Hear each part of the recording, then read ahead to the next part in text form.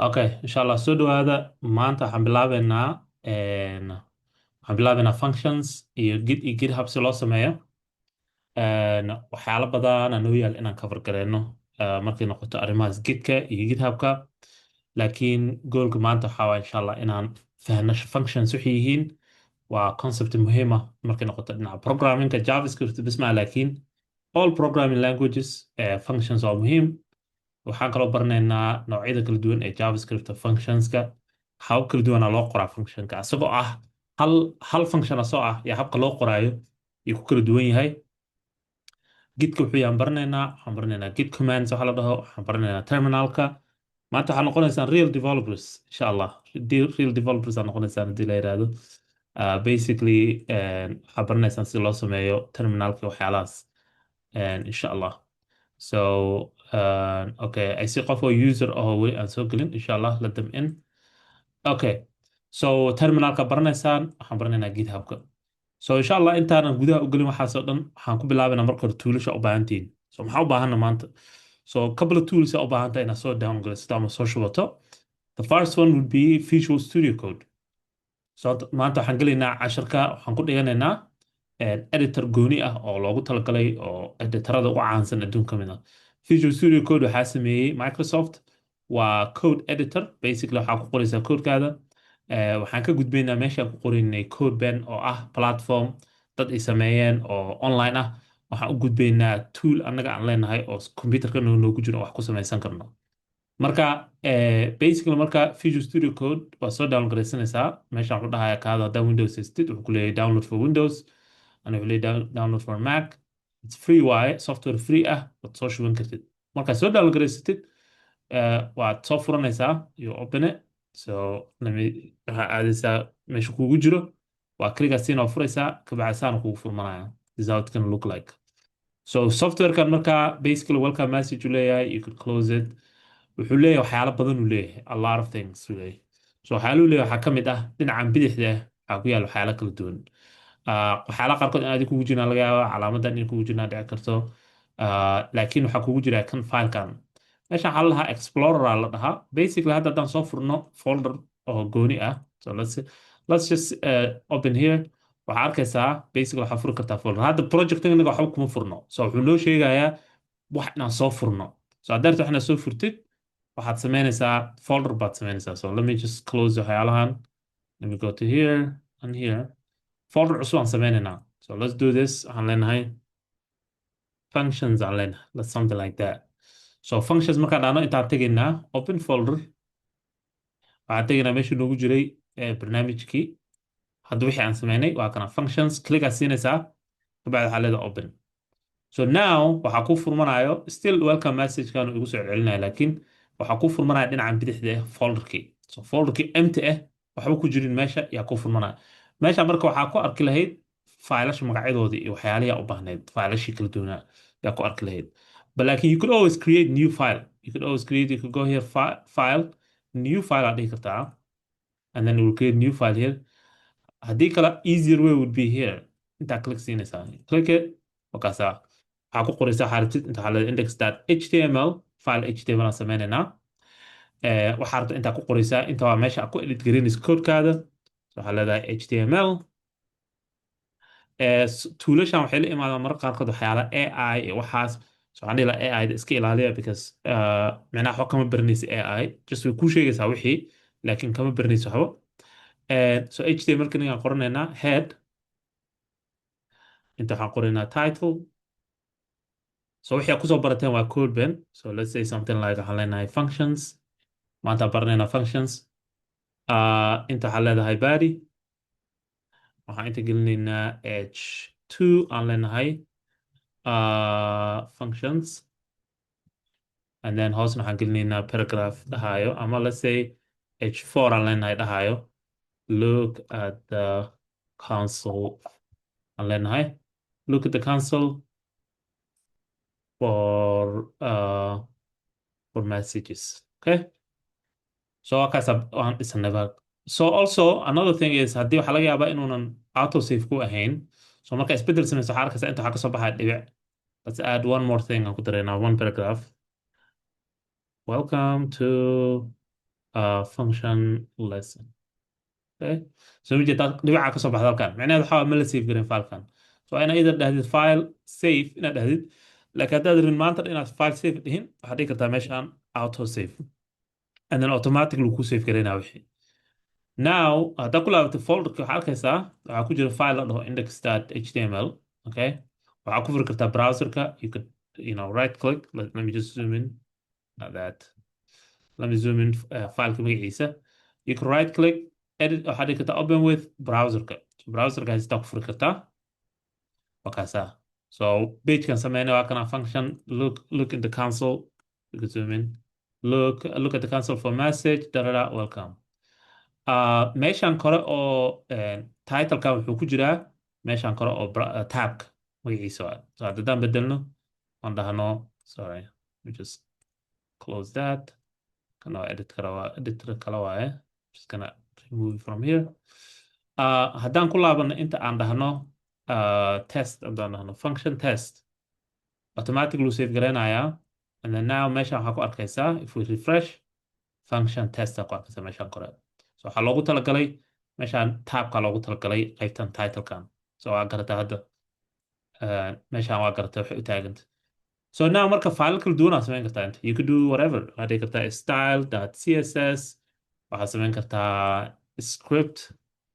script.js oo javascript u taagan bombom waxyaalo badan aad samayn kartaa file kala duwan mid kasta wuxuu leeyahay extensions aa ujeedid kuma jirno code ben so adi inaad samaysatid waa wixii so haddaad rabtid inaad css samaysatid you have to create the css file javascript filekii wixii oo dhan dhinacan bidixda waxaa arkaysaa waxaa ku jiro waxyaalo kala duwan optionno kala duwan midkan kan waxaa waye explorerka oo midka filesh meesha ugu jiraan waxaa kaloo inta samayn kartaa folder row by the way you can create a folder aan leynaa inta css folder waayo kaasda haddaan tagno ku laabano meesha waxaa arkaysaa folder ay ku samaysmeen see so now css kana waxaan qaadaynaa waxaan gelinaynaa meesha css something like that okay you could create folder kala duwan aad samayn kartaa website-ka saarta u organize gareyn kartaa adii ku jirtaa waxaa ku xigo searchka kan raadinta waaye so lacala haddaad inaad raadisid ama file wax ku jiro anything oo ku jiro projectigaada aad raadin kartaa so you could say something like maybe waxaan leenahay scriptigan gudihiisa waxaan ku qoraynaa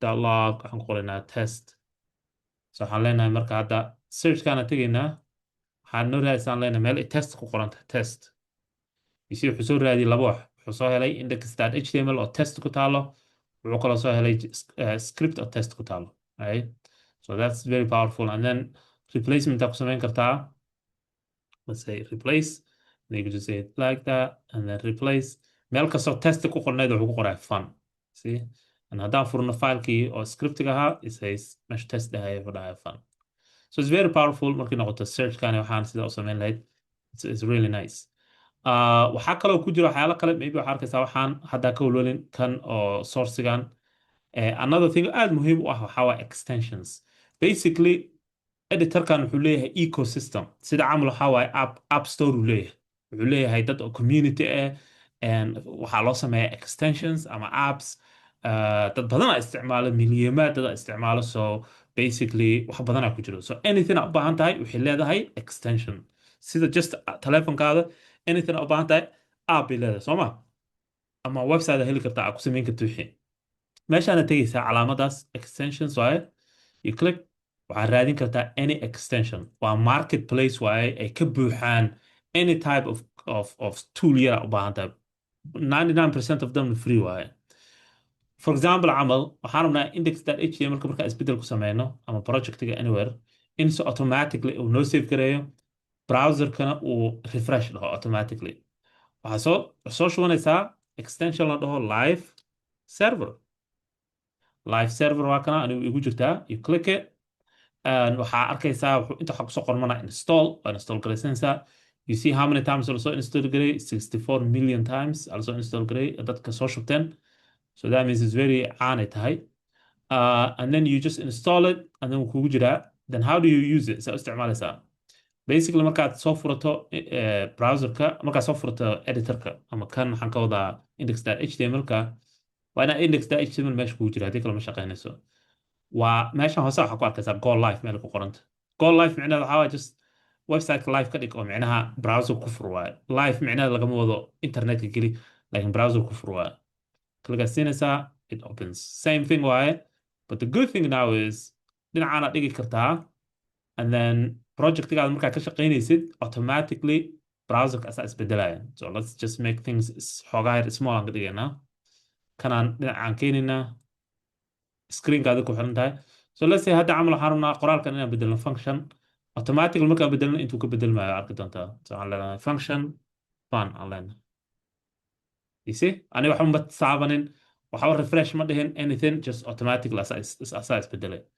maybe css ka halkaan soo gelinaynaa we could just say something like link rel style sheet sida loogu xiro waaye css-ka fileka css-ka sida loogu xiro html-kaada waxaa leedahay href kabacdi waxaan leenahay css style maxaa yeele folderka waxay ku jirtaa css okay and then waa close garaynaynaa okay now marka css-ka haddaan badigan backgroundkiisa ka bedelno if we go here and say body background colorka haddaan bedelno halkaan u fiirso waxaa arki doontaa automatically ayada isbedelayso annagoona taabanin so waxaan leenahay background color waxaan leenahay light blue boom ani ma taabanin waxba automatically backgroundkaasa isbedelay right inta waxaan leenahay tomato boom waa isbedelay right so that means it's waxaa shaqadii ku fududeynaysaa inaa wax dhisto so maanta camal waxaan sameynaynaa saana ku wadeynaa just and then waxaan samaysanaynaa wax anagii oo barki so toolkan kana u baahan tahay number one waxyaalo kaloo badan uu leeyahay wuxuu leeyahay bahal la dhaho prettier halkan soo jeedid prettier waxaa waaye formatting waaye so codeka hadduu isku dhex yaacsan yahay wuu ku format gareynayaa you can just click here format and then you say prettier it will waxyaalaha spaceyadu bixinaya wuxuu bixinayaa just kind of formatting waxaa kaloo jiro kuwo kale extensiono badanaa jiro oo ku ogolaanaya haddii aad kan aa edit garayso kan kale inuu edit garaysmo saa ujeedi markaan double click sameeyo baadiga kiis kalaa arkaysaa highlight kan ka dhagsiis kana arkaysaa highlightkiisa so it's very powerful so toolkan u baahan tahay Visual Studio Code lahaa is number one this one we need number two waxaa u baahan tahay barnaamijkan la dhaho git bash dibna waan ka fiirin doonaa git bashkan wuxuu yahay iyo waxaa loo isticmaalo markaan barnaamijka gitka galno kana u baahan tahay you just go to waxaa aadaysaa git dash ama hyphen scm.com/downloads especially kan haddaa haysatid computer windows mac haddaa haysatid uma baahnid keep that in mind computer apple haddaa haysatid uma baahnid git bash computer windows haddaa haysato ma isticmaali kartid terminalka ku jiro oo windows ku jiro ma shaqaynayso nooma shaqaynayso marka hadhoodina dib aan ka fiirin doonaa insha allah more detail waxaa kaloo u baahan tahay account uga baahan tahay website-kan la dhaho github so github.com yaa aadaysaa and then account ka samaysanaysaa basically github.com maalin dhowtan article aan u sharaxayay basically waa website ay dadka developerska ku kaydsadaan codekooda waa social mediada developerska right so basically that's the easiest way to put it waa follow garan kartaa dad you could follow unfollow followers lahaan kartaa waxaa leedahay repositories waxa la dhaho waa sida camal posts waaye on social media repositories waxaa projectska ka shaqeysa right any project ka shaqeysay intaa soo gelin kartaa folder u kala baxaan and then let's see camal assignment let's look at mid aadinka samayseen I don't think anything which is but one of the assignments let's say week 5 camal JavaScript week soo socdo waaye click markaa siisi waxa ku soo baxaya waxyaalo fara badan laakiin waxa ugu muhiimsan waxa waaye you see files halkan arkaysaa filasha macnaha waxa waaye waa projectkan filash ku jiro waxaa ku qoran taariikhdii markii ugu dambeysay la bedelay waxaa ku jiro inta qofka iska leh waxaa kaloo arkaysaa meeshan waxa ku yaala forked from waa garanaysaan arrimihii forkii weli waa ku jira fork waa kana we have fork waa copy waaye markasto fork from schoolka laga soo copy karay basically so basically marka waxaa rabtaa samayn karta halkan kan basically laguma edit gareyn kara wax marka looguma talagelin in lagu edit gareeyo code waxaa loogu talagalay in lagu kaydiyo code loogu talagalay okay keep that in mind code haddaa edit gareynaysid Visual Studio Code waa intaa ku edit gareynaysaa intana waa ku kaydsanaysaa muxuu ku fiican yahay kan marka maxaa uga baahana why do we need it for example shaqa raadinaysaa you looking for a job badanaa waxaa la fiirinaya waxyaalaha la fiirinaya waxaa ka mid ah waxyaalo badan oo la fiirinaya laakiin waxyaalaha la fiirinaya waxaa ka mid ah inaa active tahay active developer maa tahay so for example camal haddaad tahay qof oo social media marketing haddaad rabto inaad samaysid dadaa u tagto waxaad tiri social media marketing aan idiin sameynaya qataraan ku ahay dadaa number one maxay fiirinaa wax uga horeeya what are they gonna look at haddaa social media qatar ku tahay rabtid social media marketing haddaad rabtid inaad noqotid maxay fiirinaa dadka aad clientigaada what are they gonna look at social media haga fiirnaa. social media هذه fiirinayaan so adi haddaadan followers lahayn adi haddaan lagu raacsaneen adi haddaadan lahayn marketingkii iyo haddaadan ahayn qof khatar ah then there is no reason ayaga ay kugu aaminaan inaad tahay maybe account kalaa leedahay meel kale way ku weydiinaya waxay ku leeyihin let's see examples aragno dad aad kor u qaaday so shaqo markaad raadinaysid as a developer waxyaalaha la fiirinaya waxaa ka mid ah marar qaarkood community qaarkood they don't care ma fiirinayaan laakiin community qaarkood ma fiirinaya waxay fiirinayaan githubkaada. So they look at your GitHub, soo diri ku leeyihin GitHub account-kaada waa kan anikeyga waxaa github.com/Durraan Cali. Waxay fiirinayaan okay number one waxay fiirinayaan chartigan waxaa la dhahaa contribution chart la dhahaa basically wuxuu tusayaa every day maalin kasta oo sanadka ka mid ah shaqadaa qabato tusayaa basically commits waxa la dhahaa jiro basically waxaa waaye codeka soo dirtay so meelaha tiqda ah basically waxaa waaye more shaqo culusaa waday wax baad sameynaysay so maalin kasta haddaa gacanta u saarta arkaysaa one contribution micnaheed waxaa waaye marba isbedel baa samaysay codeka ku samaysa soo dirtay sanadadii waa la fiirin karaa you can look back the years qofka isbedeladu sameeyey the more darker tahay waxa the more shaqa a qabata maalinkaas waana every day of the year waa sanadkoo dhan waay and then you could see 2022 active saas uma ahayn 2021kii bilowga active ahaa waa general overview oo like qofka shaqadu qabanayo waa ka arkaysaa so basically marka waxay fiirinaan kaas waxay kaloo fiirinaan projectska ka shaqaynaysid projectska contribution ku sameynaysid maxaa waaye waxaa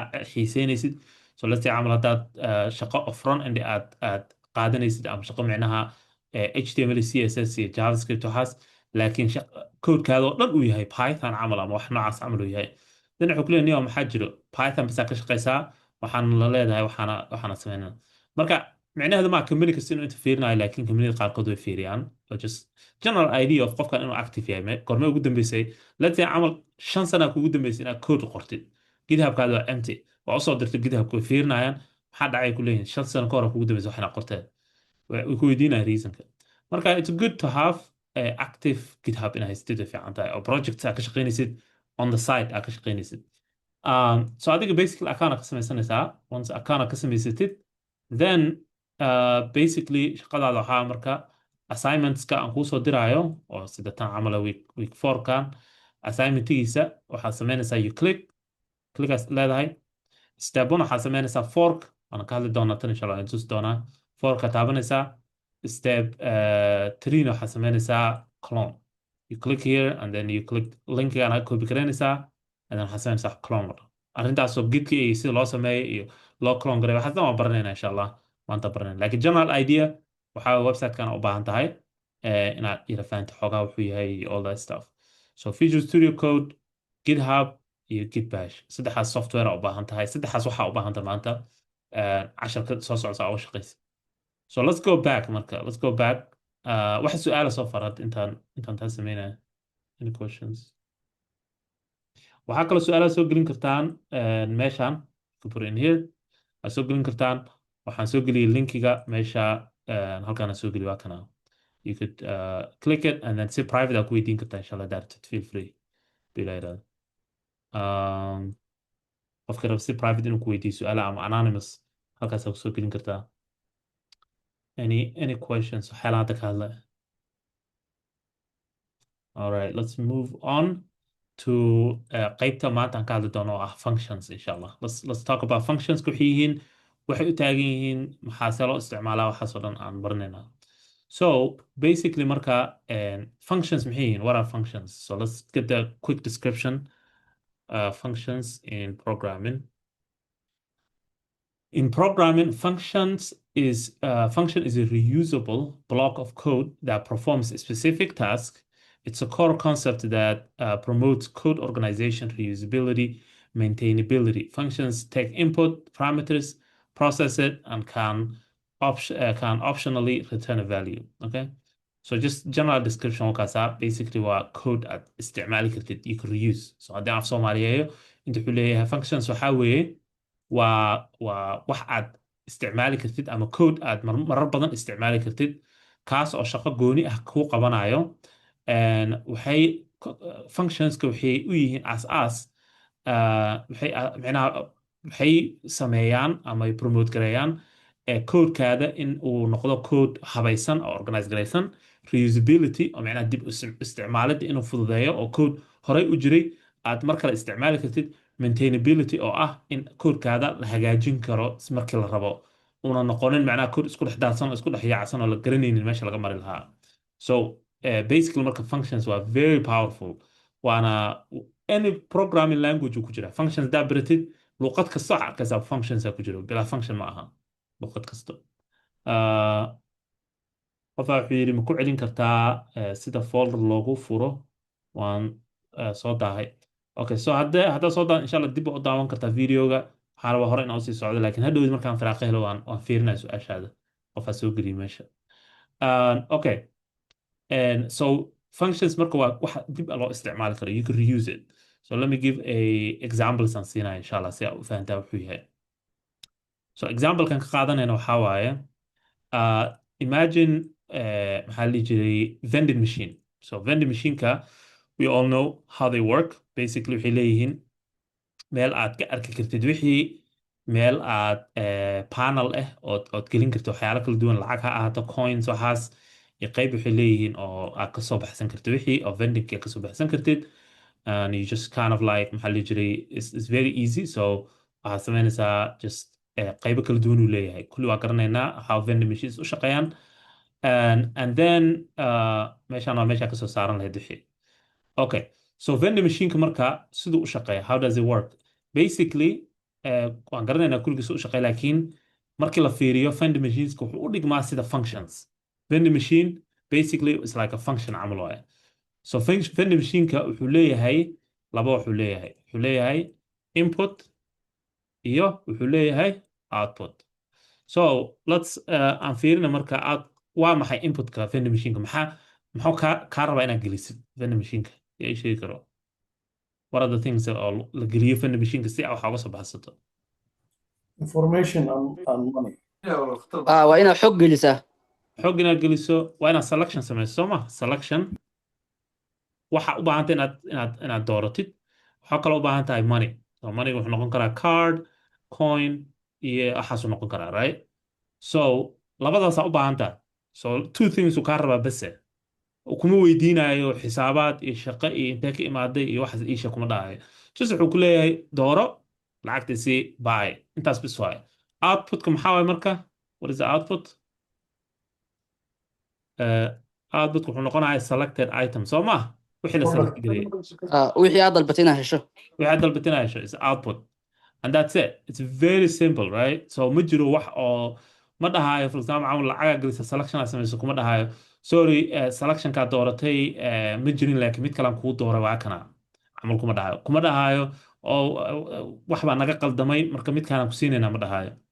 mararka qaarkood waa laga yaabaa yes inuu halaabo wax kale kuusoo dhacaan, laakiin inta badan waxaa waaye it's very simple waana accurate waaye.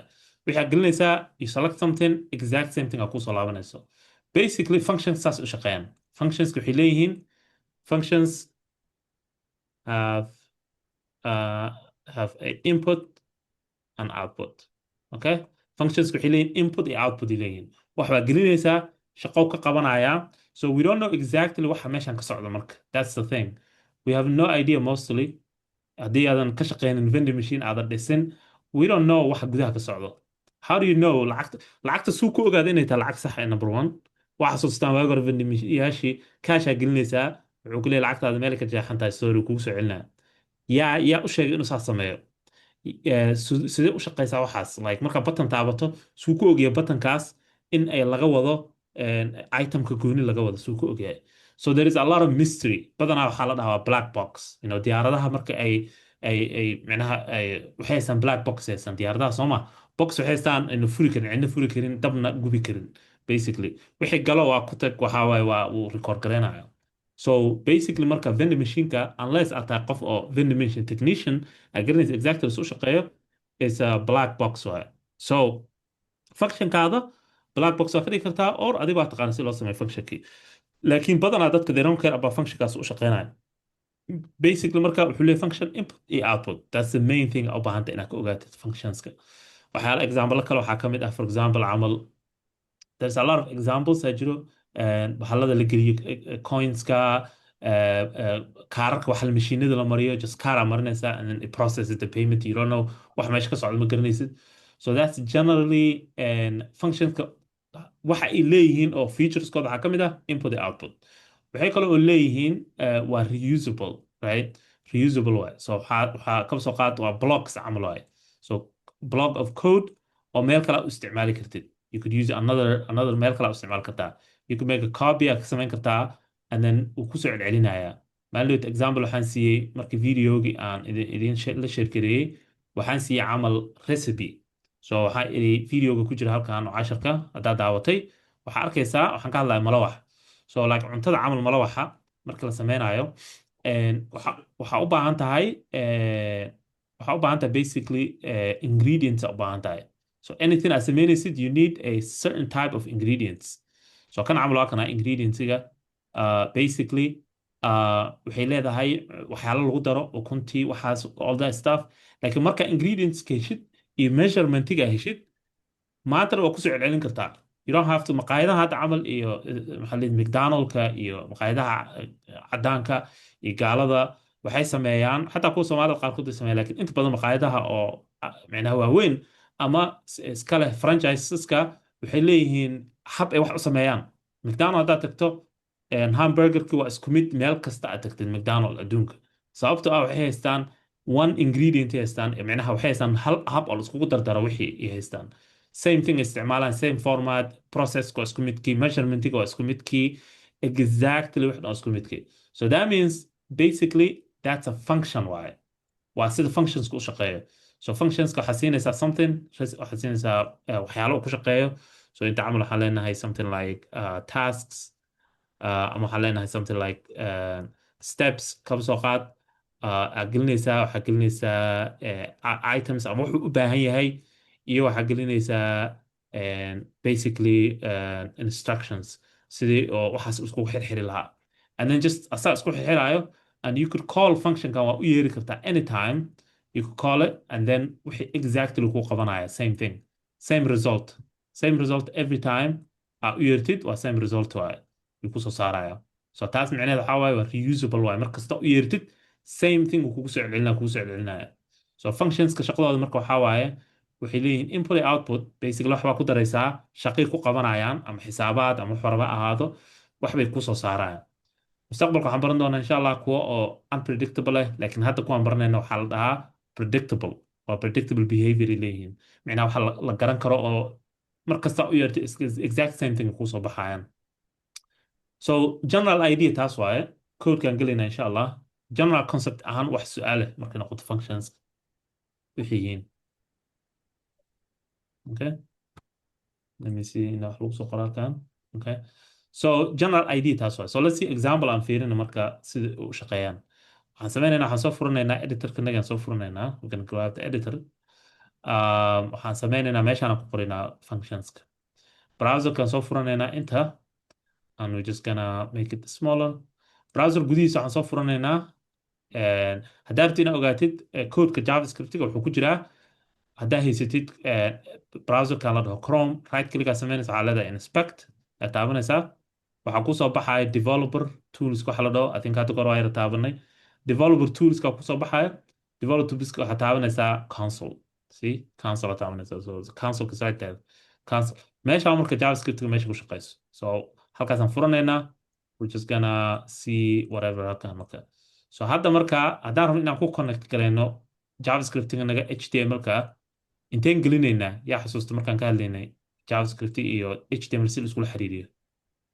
meeshaan ma xagga hoose may xagga hoose xagga hoosaan gelinaynaa, exactly. So haddaan rabno inaan ku connect gareyno HTML-ka naga iyo javascript filekan oo scriptiga, filekan waxaa rabtaa ku magacaabi kartaa, it doesn't have to be a script. laakiin files waa inay ku dhamaadaan JS hadduu yahay JavaScript. .css na waa CSS-ka, .html na HTML-ka. So inta waxaan sameynaynaa marka waxaan leenahay it's very simple, we're just gonna say script. Okay, yaa xasuusta marka script maxaa iigu xigo maxaa see ku connect garaya see iskugu xiraa what's next after script so basically waxaan u baahanay inaan u sheegno meesha uu ku jiro wixii soo maha iyo waxaan muxuu yahay so waxaan leenahay type aan leenahay waxaan maxaa waay horta waxaana ii sheegay sida aragta inaan aan soo jiido muxuu yahay so waxaan leedahay you say you could say JavaScript aad dhihi kartaa you could also say text and JavaScript aad dhihi kartaa and here say text okay waxaan kaloo sameynaynaa meeshuu ku jira u sheegnaa noocuu yahay oo u sheegnay I think inay tahay text and JavaScript haddaa ku wareegtay lacala let's say camal you don't remember exactly you could just go to W3 schools waxaa leedahay JavaScript HTML waxaa leedahay link leedahay see la iskugu link garayaa so script tag aa lahaa script tag marka waa kana you could just say like that uma baahna xataa inaad dhahdo sometimes typeka lakin it's a good practice inaad dhahdo typeka and then let's see there's a example kale let's see show JavaScript let's see here it's not connected here okay let's go behind W2 school kama hayaan they don't have a good example what's going on okay so we could remove W3 school ka this is another waa kana website kale aad ka fiirin kartid there's a lot of options that jiro let's see yeah so generally you don't even need the type really like anaa ku daray typeka that means type wuxuu caawinayaa browseradii hore not this browserskan way ka maarmaan waxaas so you don't even have to say the type but you could say waxaa leedahay src waa source meesha ku jiro filekii kabacdi fileka magaciisa lay sheegaysaa bise hadduu fileka ku jiro folder so let's say camal waxaan sameynay folder la dhaho js waxaan gelinay filekan scriptkan gelinay then waxaa leedahay inta ku jira waxaa leedahay inta js ku qoraysa slash script and then waa xiraysaa and that's it so intaas waa it's connected waa isku xiran yihiin javascriptigii iyo html waa isku xiran yihiin hadda marka they're all connected I have a question.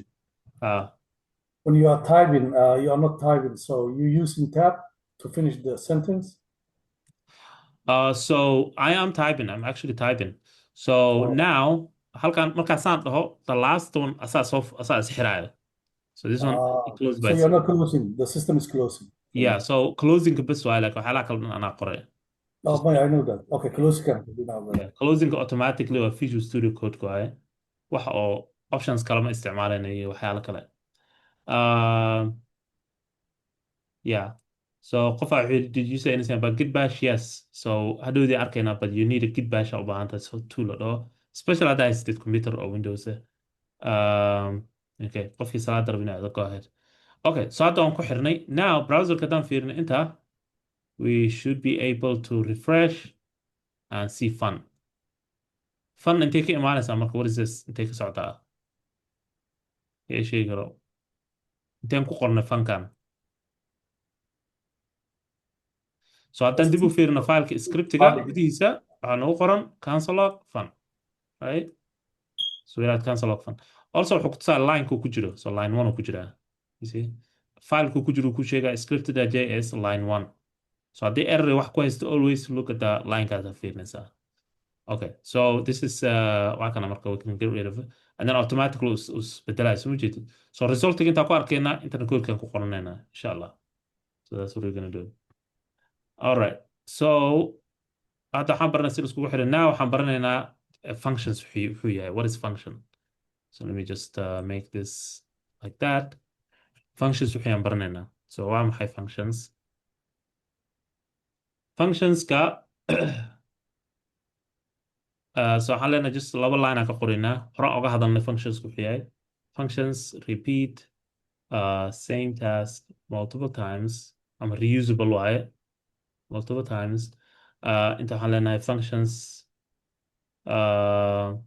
functions usually have a input and output okay not always mararka qaarkood malaha inay ahaadaan qasab maaha input iyo output labadaba.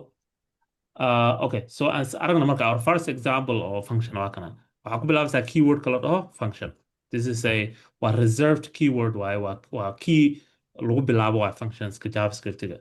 So let's say camal function yaraan sameynayna aan leenahay say hello, magaca bixinayna say hello, function magaciisa waa kaas, and then waxaad sameynaysaa parenthesis, and then waxaad furaysaa curly bracket and you say enter, and now line cusub ku furaya. So inta waxaa gudaha function gudihiisa waaye, function magaciisa waa kana, waxaa ku garanaysaa wuxuu wataa parenthesis inuu function magaciisa yahay, waxaana ka horeeyo magaca function always, right?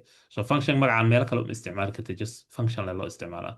meeshaan gudaha waxaad ku samayn kartaa, let's just say hello world.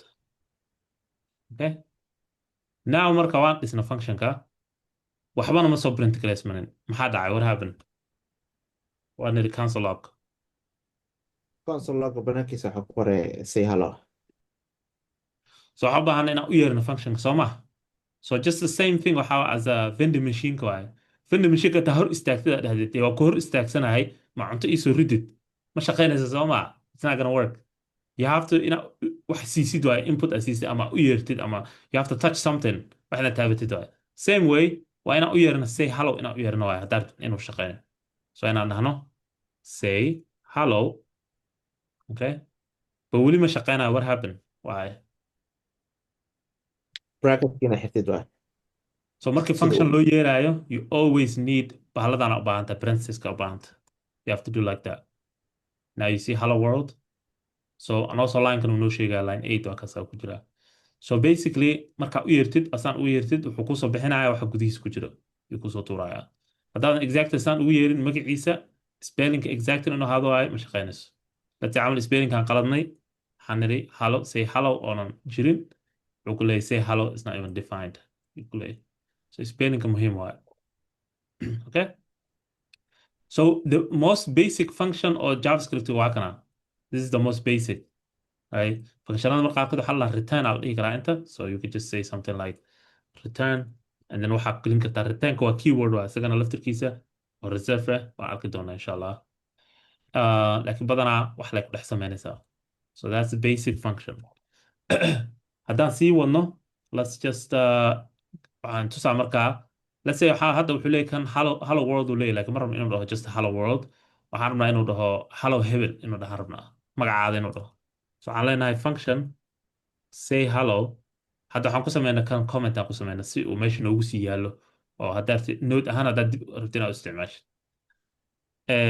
waxaan leenahay marka sidii kii la soo furaynaa, we're gonna do the same thing.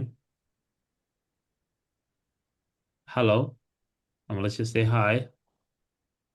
Okay, laakiin magacaan rabnaa inuu sheego, so something like inuu dhahaan rabnaa hi Mohammed, something like that. And then markaa u yeerno say hello, waxaan rabnaa inuu dhaho saas inuu dhahaan rabnaa, laakiin waxaan rabnaa inaan bedelno magaca mar kasto, right? So function markaa u yeerno waxaan rabnaa inaan magac cusub siino kadib uu magacaas u yeero. So haddaad rabtid inaad saas samaysid waxaad gelinaysaa wax la dhaho halkan parameters. So waxaan gelinaynaa name. So kan waxaa la lahaa this is called parameter. So interview haddii lagu weydiiyo maxaa laga waxaan maxay yihiin, what is this, waxaa leedahay function parameter waaye. So function parameter yaa la dhahaa. Basically waxaa waaye functionka wuxuu qaadanaya inputka waaye. Remember inputkan ka hadlayna waaye. So now meesha Maxamed ay ku qoran tahay waa tirtiraysaa, and then you just could say something like name adii kartaa. So now wuxuu noo soo qoray hi undefined. Why is that? Why is it saying hi undefined? hoose inaa ku celisid waaye nameka. Yeah. The say hello-ga hoose waa inaa ku qortaa name. So parameter markaad siisid, once you give a parameter, meeshaana waa inaa u sheegtid parameterkan wuxuu yahay, right? So you have to give the value-ga name aan ku qorna halkan, value ma kaas waa just waa variable camal waaye ama magac waaye. waa inaan u sheegno value-ga inaan u sheegno waaye. So whatever oo halkan ku jiro value-giisa ama wixii aragtay inuu dhaho halkan inaa gelisid waaye. So inaan gelino Maxamed halkan inaan gelino waaye, right? So we're gonna put Mohammed in there. So inta gelinayna Mohammed. okay and then haddaad fiiriso hadda markaas hello hi Maxamed, right? So although string waa Maxamed, so you have to put quotation around it. um, let's say camal waxaan gelinay halkan anything aad geliso intuu kasoo bixinayo, right? So let's say waxaan rabnaa inaan dhahno something like hi Maxamed, waxaad dhehaysaa hi my name is Maxamed and I am 20 years old inaan dhahaan rabnaa, okay? So how do we do that? Se u sameynayna maxaa yeele waxaan rabnaa inaan age ka sheegnaa rabnaa iyo magac labadaba. That means maybe we need two parameters, right? So laba parameter haddaad gelinaysid, you could just say age here, right? I could just get rid of this function parameter. Inta waxaa gelinaysaa age. That means waxaad dhihi kartaa inta hi my name is. So meeshaan waa meeshaan dhehaynay waxaa u baahanta waxa la dhaho template literal. haddaan rabno inaan isku dhex lifaaqno magacan oo javascriptiga ah oonan ahayn variable aan ahayn string ahayn iyo string haddaan rabno inaan isku dhex lifaaqno waxaan isticmaalaynaa wax la dhaho backtick. So inta quotation waa ka bixinaysaa waxaa gelinaysaa bahal la dhaho backtick. waxay ka koraysaa tabka keyboardka tabka ka koraysaa meesha calaamadda tilda la dhahay kuwaas ku dhex taallaa. So basically waa code camal laakiin aan code ahayn waaye. And then inta waa ka bixinaysaa codekan, you just remove that. waxaa leedahay hi my name is my name is انت waxaa gelinaysaa calaamad dollar, waxaa gelinaysaa curly bracket iyo curly bracket. micnaheedu waxaa waaye intaan waa string waaye, intaana waa expression, waa basically waa variable camal waaye. inta waxaa leenahay marka I am waxaa leedahay markaas waxaa gelinaysaa da'da halkan gelinaysaa, say age years old, and then waa soo xiraysaa like that, okay? So now wuxuu leeyahay haddaan yar weyneyno meeshaan wuxuu leeyahay hi my name is Mohammed and I am undefined years old. Why is that? muxuu leeyahay undefined years old yaa ii sheegi karo. age waa ku qoran waa kana meesha hoose functionku waa in age-ka ku darna meesha Mohammed aan ku qorna ama say hello Mohammed and then age-ka malayna. exactly. So kuwaan haddii la dhaho parameters, kuwaan waxaa la dhahaa yaa xasuusto waxa lagu magacaabo, kuwaan waxaa la dhahaa arguments. So arguments iyo parameter la kala dhahaa kuwaan waa ka tirtira meesha parameters. argumentska waa inaad gelisid age-ka. Also orderkan matters. haddaan halkaan gelina age-ka dhinacaan ma shaqeynayso. So intaan gelinayna geeskan, so waxaa leedahay 20, okay? So wuxuu leeyahay hi my name is Mohammed and I am 20 years old, right? So now functionka noo maamulayo marka marar badan u yeeri kartaa inta waxaad dhihi kartaa let's say we could call it multiple times. waxaad dhihi kartaa Hamdi and I am 19 years old. You could call as many times as you want. Farah and I'm 20 years old. This color is fine. You see? Hi, my name is Mohammed and I'm 20 years old. Hi, my name is Hamdi and I'm 19 years old. Hi, my name is Farah. So that means function ka shaqooyin waa reusable waaye. waxaan ka hadlaynay, right? waa reusable. waxaa u isticmaali kartaa waxyaalo kala duwan oo badanaa u isticmaali kartaa. So kana micnaheedu waxaa waaye hadda waa very basic cancel log bas uu sameynaya, but imagine inuu sameynayo shaqooyin kala duwan calculation, right? So calculation hadduu sameynayo, then that means calculatorka sida loo sameeyo waayaba. That means waxaa u yeeri kartaa waxaa dhihi kartaa numbera inta gelinaysaa laba number isku dhufaa leeda. So let's actually do the calculator. wax su-aal hadda soo far hadda kan aan sameynayno midkan waxaa ku wareysantaa hadda qaybtan waxaa la dhahaa template literal la dhahaa. waad raadin kartaa javascript waaye template literal javascript waa kana. Template literal, also known as the template strings, are features in JavaScript. waxaa isticmaalaysaa waxaa la dhaho tilda. Example waa kana like this, and then waa kasa so wax isku dhex gelinaysid. Actually waxay isticmaalaa example-ka naga isticmaalayna. So saasaa u sameynaysaa kaas. So waxaa isku dhex lifaaqaysaa JavaScript expression oo ah waa name-ka waa expression, age waa expression, ma ahan ma ahan maxaa la jiray string, ma ahan wax isbedbedelayo waaye, iyo waxaan isbedbedelaynin oo ah just string caadi ah aan isku dhex lifaaqnay. So daarabto inaad isku dhex lifaaqdid waxaa u baahan tahay baashaan la dhaho tilda. waxaan ka wadaa tilde nina tick Allah, sorry, it's called tick. Backticks, sorry, backticks Allah. Any question kan? Let me see dadina wax soo qoran. Okay. All right. I see some messages today. You didn't define the name. Yeah, exactly. Yep. Meesha soo geliseen 100%. Let me see. Bent kusoo qora wax. Okay. All right. Sounds great. Okay. So now xasabeynayna, let's do a basic calculator. Okay. The most basic calculator possible. xasabeynayna. So xasabeynayna waxaan leenahay function. waxaan leenahay let's do something like okay. Let's do add. So basically wuxuu sameynaya shaqadu sameynaya laba number isku daraya, num1 num2. Okay. And then waxaan leenahay return num1 plus num2. So basically functionka wuxuu sameynaya waxaa waaye function magaciisa add la dhahaa, laba number uu qaadanaya inaad usoo dirtuu rabaa, wuxuu soo celinaya labada number asoo isku daray isku daray soo celinaya. kuma jiro cancel kuma jiro, that means annaga inaan cancel banaan ku sameyno waaye. So hadduna cancel log halkan ku jirin, intanaa ku samaysid waxaa leedahay cancel.log. functionka magaciisa u yeeraysaa, you say add. muxuu naga rabaa functionka? What is it looking for? laba wuxuu naga rabaa, right? Two numbers. So waxaan leenahay 6 iyo 4 10. See? calculator noo sameeyey calculation noo sameeyey. Any number aad ku bedeli karta halkan 500 504 whatever kaasa saas ku daraya. And then waxaad samayn kartaa mid kale oo subtraction, waxaad samayn kartaa exact the same idea. So waxaa leedahay function sub num1 num2. Okay, it's very basic. And then return. Inta maxaa leenahay marka?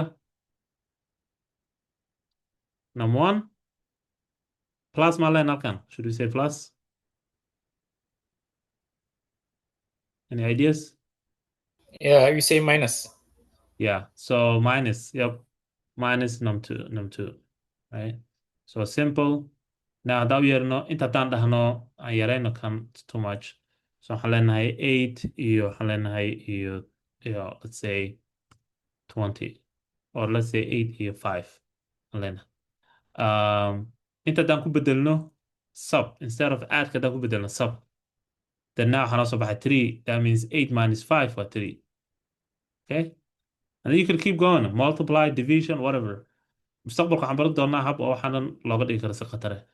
So this is a function waxaan waaye. So wuxuu soo celin karaa waxba isku dari karaa, shaquu kuu qaban karaa, waxyaalo kala duwanaa gelin kartaa meeshaan. Intaan bis ma ahna waxyaalo fara badan waa dhex gelin kartaa, carada ka badan. waxaad dhex gelin kartaa for loop, if statement aad dhex gelin kartaa, anything yaa gelin kartaa. So that's the basic. So now let's just say waxaan iska bixinaynaa kana iska bixinaynaa. functionska wuxuu leeyahay habab loo qoro leeyahay, right? So habkan waa hab one way waaye oo loo qoro. kan waxaa la dhahaa markaa magacuu leeyahay, waxaa la dhahaa function declaration function declaration la dhahaa. So the basic habka hore waa habkan from 1994 ilaa hadda saana loo qoraay, right? So dhowaan 2015kii, dhowaan maa 2015kii, laakiin 2015kii yaa la bedelay habka loo qoraayo. Just basic waxaa la bedelay habku organize garaysan yahay la bedelay. So laba waxaa lagu soo daray, marka waxaa lagu soo daray mid la dhaho function expression, and that's not how you spell expression, right? Expression. Yeah, function expression. Basically waxaa function kana la qaadayaa, waxaa la gelinayaa variable. So you just say const waxaa add is equal to function, and then inta waxaa leedahay basically you just do num1 num2 inta kale iskaga mid waa. Okay, and then kana return alad tan waxaa la dhahaa function expression so assignmentiga homeworkaada wuxuu noqon doonaa function noocan ah u bedel saan camal u bedel ma lahan is exactly the same function lakin just basica function magaciisa soo qaadaysaa so this is what we did basically we took the function name we put it right here kaasa waxaan ka dhignay variableka magaciisaan ka dhignay and then kanaan qaadnay functionkan we put it right here and then inti kale iskaga mid waaye okay that's the only difference here so this is called function expression midka ugu dambeeya oo aad loo isticmaalo hadda oo ugu casrisan waxaa la dhahaa arrow function waxaana waxaa weye ma ahan ma la bedelayo function wuxuu qaban lahaa waxaa la bedelaya si u egyahay bisaa la bedelaya only waxaa la bedelaya si u egyahay inta errorka noo soo baxa wuxuu leeyahy laba jeer aan waxaan nidhi add iyo add laba function oo isku magacaan sameyna marka taama shaqeynaysu leeyahay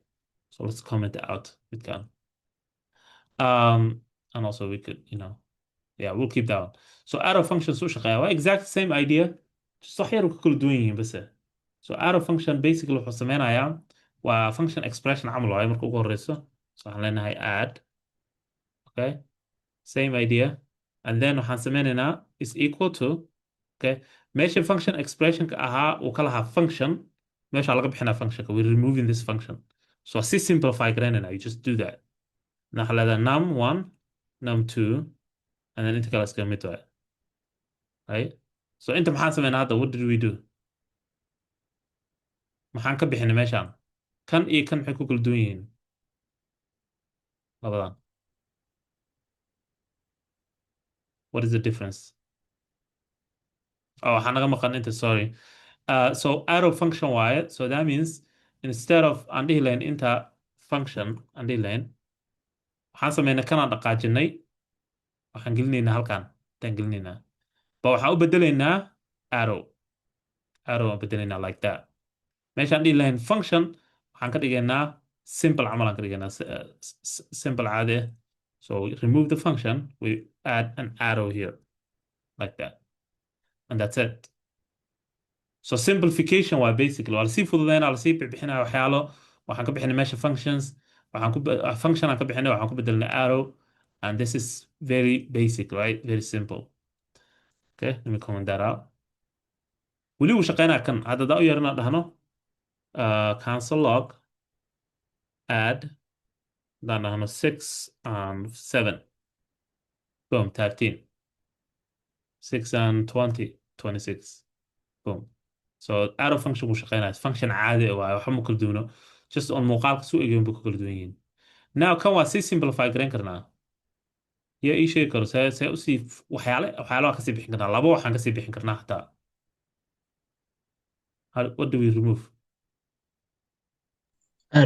add meeshay ku qoran tahay ka saari karnaa addka waa magaca functionka so kan we have to I think keep it magaci waaye okay so waxaan bixin karnaa curly bracket kana bixin karnaa we could just remove this maxaa yeelay assuming especially curly bracket waxaa la haystaa markii aad rabti waxyaale inaad gudaha ku samaysid so camal haddaa leedahay if statement haddaa samaynaysa halkan darara waa u baahanta curly bracketka like hadduu yahay wixii hal line hadduu yahay oo la isku daraayo bise waxaa bixin kartaa you could just remove the curly bracket meesha ka bixin kartaa then ma shaqeynayso like waxaan sameynaynaa intaa waxaan geenaynaa waxaan dhaqaajinaynaa returnka linekaan geenaynaa returnka right here so hadda manoo shaqeynaa actually it's not gonna work because arrow functionka iyo returnka way isla socdaan way isla shaqeynayaan so you have to remove the return too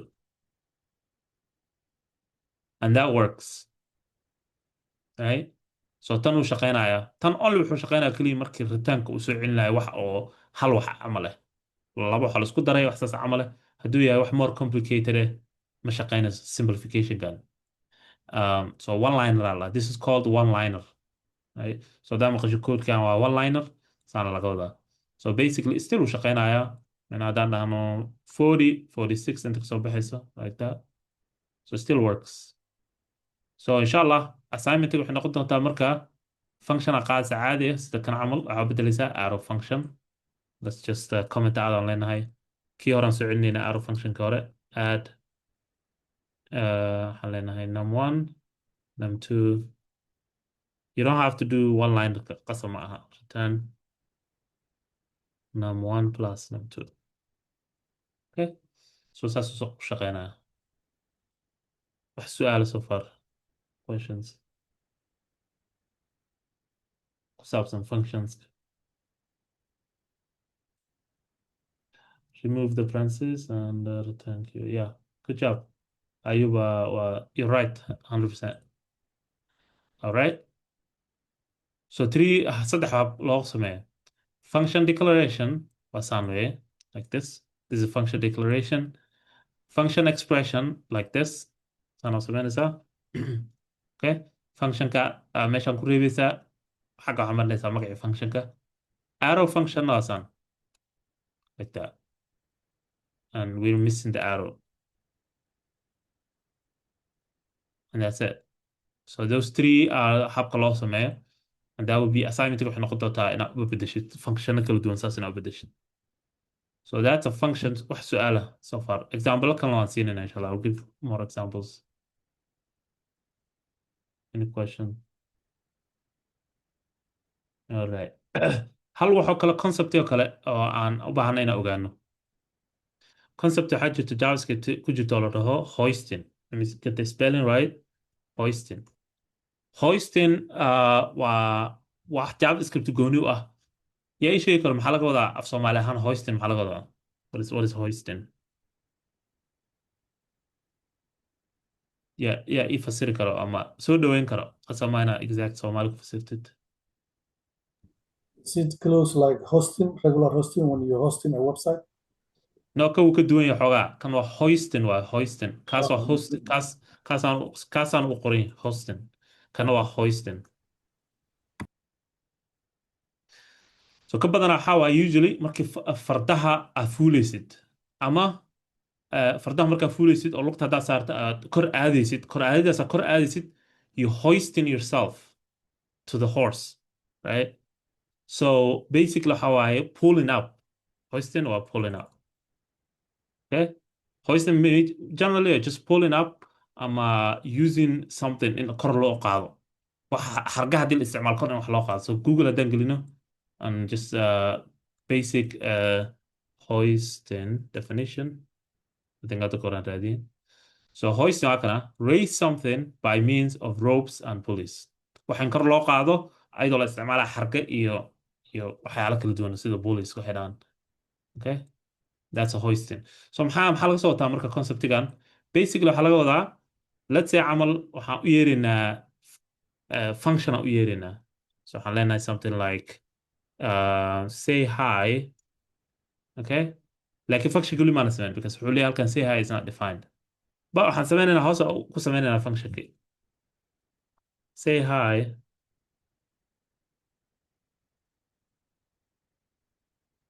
Hi. Wuu shaqeeyey. Why is that? Functionka annaga oonan sameynin baan u yeernay laakiin wuu shaqeeyey. Meeshii aan ugu yeerinayn meesha ka hooseyso.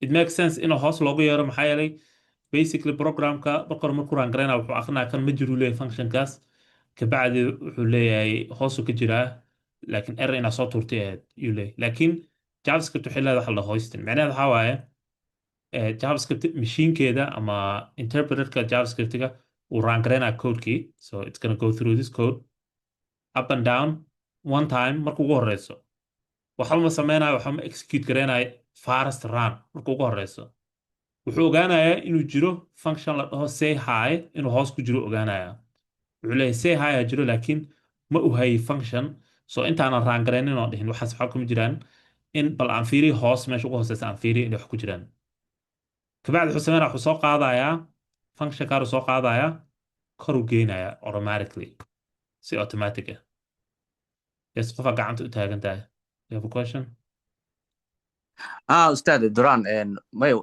يعني سي hosting كسي معناها فانسن هاي سي easy هنا أشرح كرو I don't know dadka hore ceelka maartay markii oo biyaha laga shubay maartay cajalad waxa la isticmaali jiray mashiin yar oo xarig lagu xiro moogtahay marka ama ma taqaanaa dunidan kale casriga maartay mashiinadan guryaha lagu dhiso alaabta waxa fududeynaya in la soo qaado oo kor u qalcid camal exactly so waa kor u qaadid waaye in wax ayadoo la isticmaalayo ama ceel biyo laga soo dhuraayo oo xarigga lasoo jiidaayo ama ha ahaado machine in kor loogu qaado wax waa basically hoisting waa kor u qaadid waaye aan kor isla qaadna hal mar camal saas camal waaye marka javascriptiga oo ku mahadsantahay descriptionka javascriptiga wuxuu sameynayaa ustaad ama xataa mataqaanaa qabriyada meelahan wadamadan la joogo maaragtay waxaa la isticmaalaa cajaladahaas sida qofka marka la aasayo kale in la arkay qofka aad yab qabriga markii qofka uu meesha la gelinayo inkastoo taas ay tahay markii la gelinayo oo hoos loo sii dhigayo taas hoisting maaha laakiin micnaha kor marka loo qaadayo wixii ama laga soo saarayo wax saas la sameynayo anything oo xarga lagu xirayo ama kor loo qaadayo waxaa la hoisting hoist waxaan kora u qaadno kaba soo qaad marka ciyaartooyda ay koobka ay ku wingareeyaan they hoist the trophy right trophygii ama koobkii kor u qaadayan kor u qaadayo saana dhahayan marka kor u qaadaas koobka kor u qaadana waxaa la they hoist the trophy ala dhaha so hoist waa kor u qaadid so basically javascript marka waxay sameynaysaa exactly same thing basically first run waxay akrinaysaa wixii dhan second run way kor u qaadaysaa functionkan so way copy garaynaysaa engineka copy garaynaya adoon u jeedin in the background kor u geynaya and then one more run uu sameynaya and then way shaqaynaysaa wixii so it's a concept ku jirto javascript haddaa aragta lacala ama interview lagaa weydiiyo keep that in mind in ay jirto conceptigan oo hoisting luqadaha kale kuma jirto basically waa waxay ku dhex dhiseen only waxayna ku shaqaysaa functionska bes kuma shaqayso variableska waxyaalahaas so that's important waxaa la jiray concept dhinacaas so wax su'aala question so far laba example idin siinaa and then we're done with the functions break aan qaadanaynaa and then waxaan gelaynaa gitka iyo githubka waxaas insha allah any question okay so let's do laba example example-adan waxaa waaye waxay u egyihiin kuwa homework ama assignment-ga u egyihiin because sometimes ardada qaarkood waxay dhaheen assignment-ga siinaysid iyo maxaa la jira casharka noo dhigaysa isma lahan so assignment-ga challengeska ku jira haddaan fiirino waa kuwana these are the challenges waa sidii kuwa camal aad ku sameynayseen code ben but more little more maxaa la jira kasii kii bilowga bilaawaysa wuxuu ahaa just beginner so kan more focus ku saaraya functionska waxyaalahaas wuxuu ku siinayaa basically description-kii waxay tahay taskiga example output waxaas ku siinayaa oo kuwana marka task 2 task 3 task 4 and then you have task 4 and then you have haysataa stretch right so afar task iyo stretch waaye ama extra homework waaye so this one extra homework is way more complex wuu ka adag yahay kuwa kale laakiin waxaa loogu talagalay inaad challenges ku samaysid ku baratid sida wax u shaqeynayaan so sameyna mid lamid ah sameynayna marka let's do a task lamid ah taas so waxaan sameynaa codekeen soo jiidanayaa waxaan soo jiidanayaa challenge-ga let me grab the challenge waa kana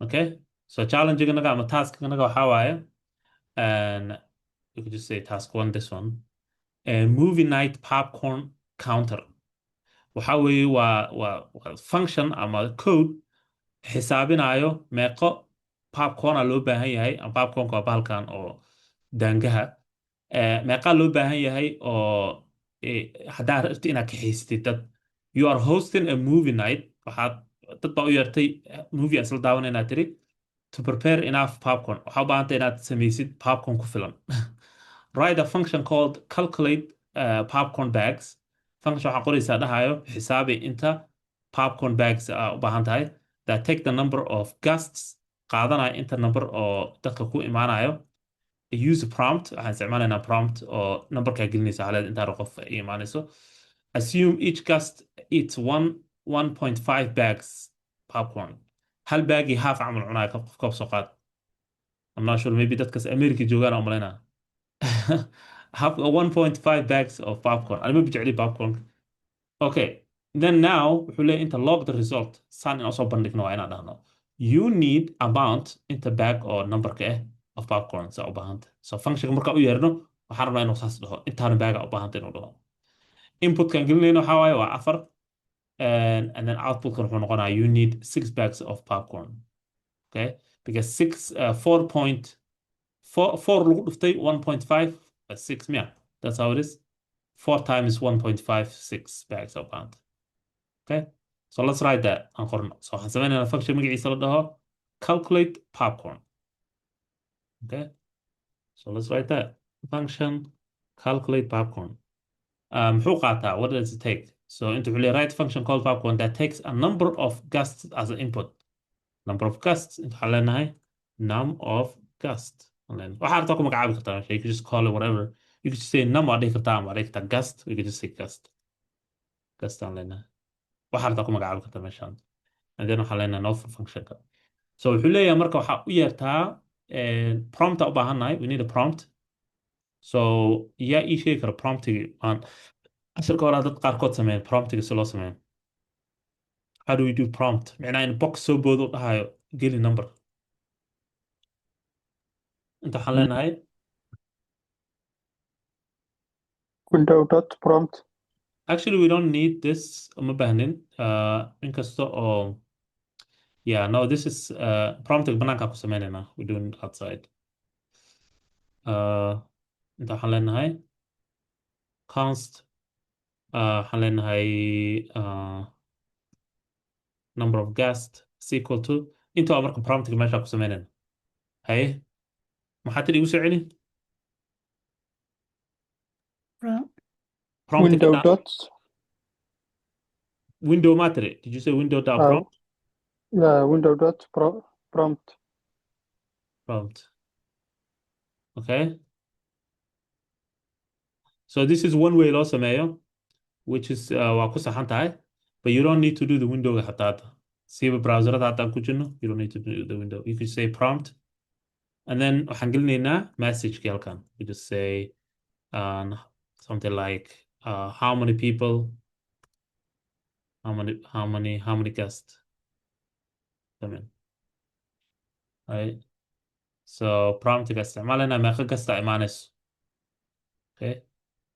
Are we weydiinayna already waa kala boxku noo soo booday but we're gonna ignore for now. meeshan gudaheeda marka waxaan rabaa inaan ku calculate gareyno inta dad oo basically message inaan soo qornaan rabnaa. So waxaan leenahay marka first waxaan rabaa inaan isku dhufano inta gaste iyo inta 1.5 inaan ku dhufanaan rabnaa. So inta waxaan leenahay const bags aan leenahay is equal to hey inta maxaan sameynayna marka waxaan rabnaa gast inaan isku dhufano gast iyo 1.5. How should we do this?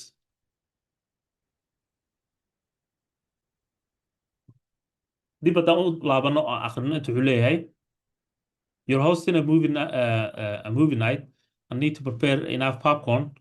Write a function called popcorn calculate popcorn bags that takes a number of guests as an input.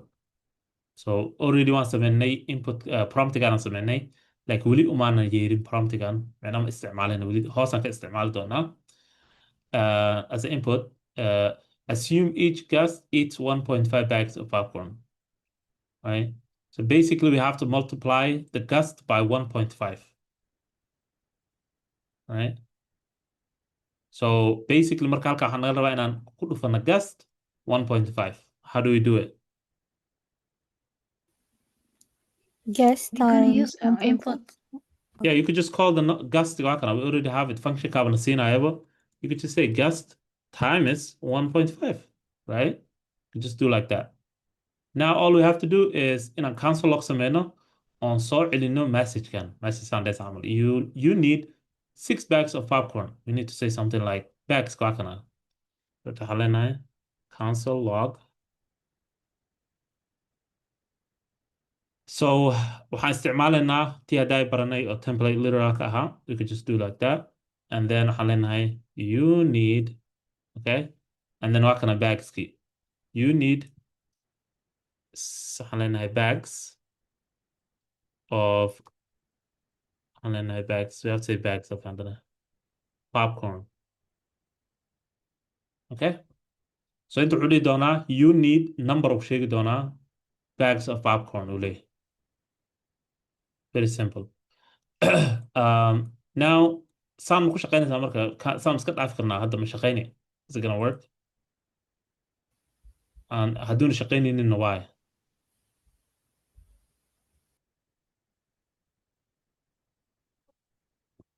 will this work? We need to call, right? We need to call the function, right? Function kana u yeerno waay. Haddana function ku yeero waxa ma dhacayaan. Waa sida adigoo mashiinkii ag taagan waay camal, you know? So you have to call the function. That again, now we're gonna call the function. Waa inaan siino inta number of guests inaan siino waay. So number of guests intee noogu taalaa? Where is that? Where is the number of guests? Already waa sii samaysanaba number of guests. Variablekan muxuu noo sameynaa? What is this doing? gastigu geliyo dhaha dabcan Inter number of guests waa soo maaha. All we have to do is variablekan soo qaadanaa. We can copy it, paste it here. Okay? So basically, markii la geliyo number halkan, hadda iska dhaafna xataa kan prompting. Let's just actually remove, let's comment that out for now. Inta waxaan leenahay 8 aan leenahay. Okay? So now, if we do that and not refresh, we will dhahayaa you need 12 bags of popcorn. Muxuu noo dhahay 12 bags of popcorn? Why is he saying that? So all imaada 12. How did he come up with that? 8 times 1.5. Well, 8 times 1.5, right? Because saa ujeedid halkan 8 kan waxa weeye waa gastigan. Okay? Labadan waa isku xiran yihiin. And now gastig intuu ku jiraa? This gast is right here. Waa gast times calaamadan starka times aa laga wadaa 1.5.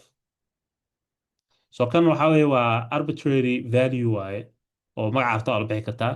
Laakiin mar kasta function ku yeerto value inta ku jiru noqonaya kan. Right? So that's how it's going to be. So now bags can value giisu waxa waaye مع ال 8 مع numberka 8 inta kala imaaday I know it's guest laakiin guest the number of guest lama siinin 8 inta uu soo drive garaysa ana iska geliyay. It could be any number halkan. It could be like 5. Now muxuu dhihi doonaa? Wuxuu leeyahay you need 7.5 bags of popcorn. That would be 5 times 1.5. Oh, okay. We assume ninka prepare garanayo inuu 8 guest u gashay meesha prompt kama aan gelinayna number of guest. Prompting aan rabin inaad ku wareerin. Prompting waa just a message waaye oo macna box yar ku ogolaanaya inaad numberkan bedesho. Waaye ma rabin inaad ku wareertaan. So now just basically marka waxaan ku bilaabaynaa si hard coded annaga gashanayno value-gii.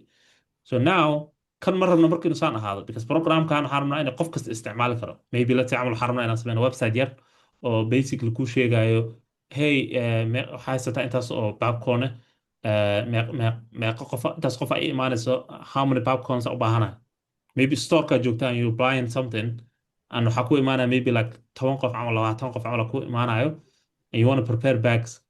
So qofka app-kaadu soo bixinaa ama website-kaadii wuxuu gelinayaa inta kasta oo imaanaysa. Like haddii already ay ku jirto 5 ama 8 ama whatever ma bedelmayso, right? Always wuxuu soo saaraya 7.5.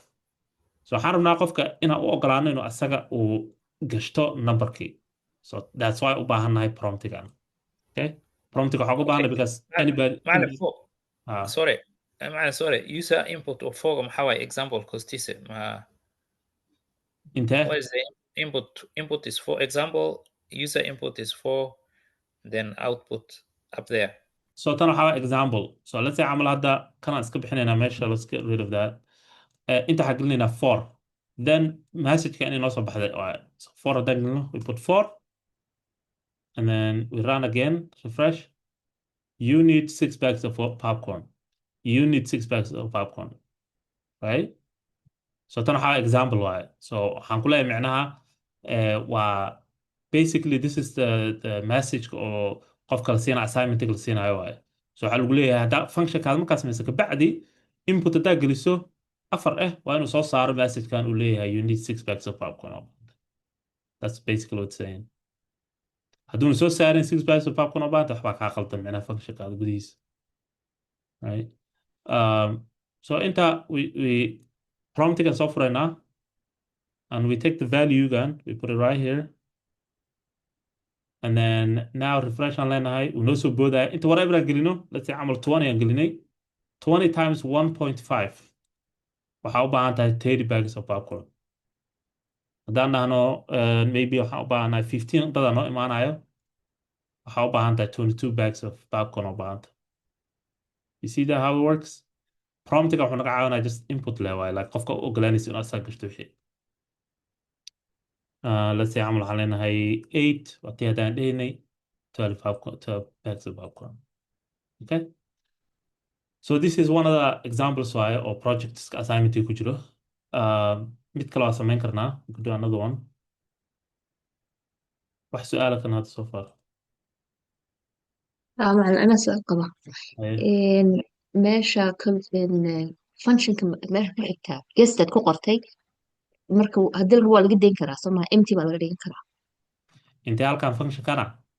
ha meesha horteeda meeshaad gestiga ku qortay qasab Okay. maaha ina wax la geliyo miya Meeshaan miyaa gastigana? ha ha So kan waxaan u sameynaynaa maxaa yeelay function gudihiisa wuxuu u baahan yahay inuu isku dhufto gastigii inuu ku dhufto 1.5 inta amount of gast. So kan wuxuu noqon karaa anything uu noqon karaa. Wuxuu noqon karaa number of waxaan dhihi karnaa gast aan dhihi karnaa inta. Laakiin waa inuu ahdo hal xarf inuu ahdo waaye hal erey. Number of gast. Right? So hadda gray wuxuu u yahay maxaa yeelay inaan halkan ka isticmaalno rabaa. So we're just gonna replace meesha dhehaysa gast with number of guest. And that should be the same. Isku mid waaye marka. laakiin waa la bedeli karaa hoos markaad tagtay calculate popcorn bags number magac kalaad ku qortoon gesti ahayd markii hore Intuu ka imaanaya.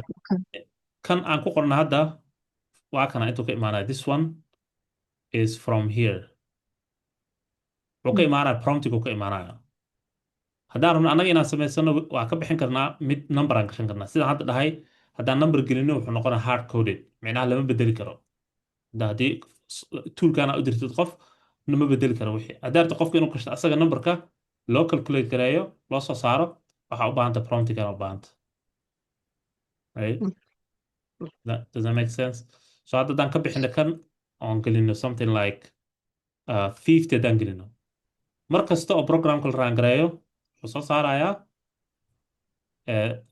you need 75 bags of popcorn it doesn't matter qofka su u raangareeyo how many times aad raangareysid xataa haddaa gelisid kan oo dhahno let's say waxaan leenahay maybe 35 aan leenahay weli wuxuu leeyahay you need 75 bags of popcorn sababtoo ah 50 aan ku dhejinay oona ka foqeynin يعني waxaa automated ka dhigaysaa adiga automated ka dhigaya so haddaa ku bedelno kan waxaan samayn karnaa we could actually move it down haddaa artid that's a little more it makes more sense for you like that and then waxaan sameynaynaa kan gastigan yaa waxaan ku bedelaynaa meesha 50ga waxaan leenahay number gast okay so if we run again number aan gelinaynaa let's say camal waxaan leenahay 22 bag 22 dada imaanayo waxaa u baahan tahay 33 bags of popcorn does that make sense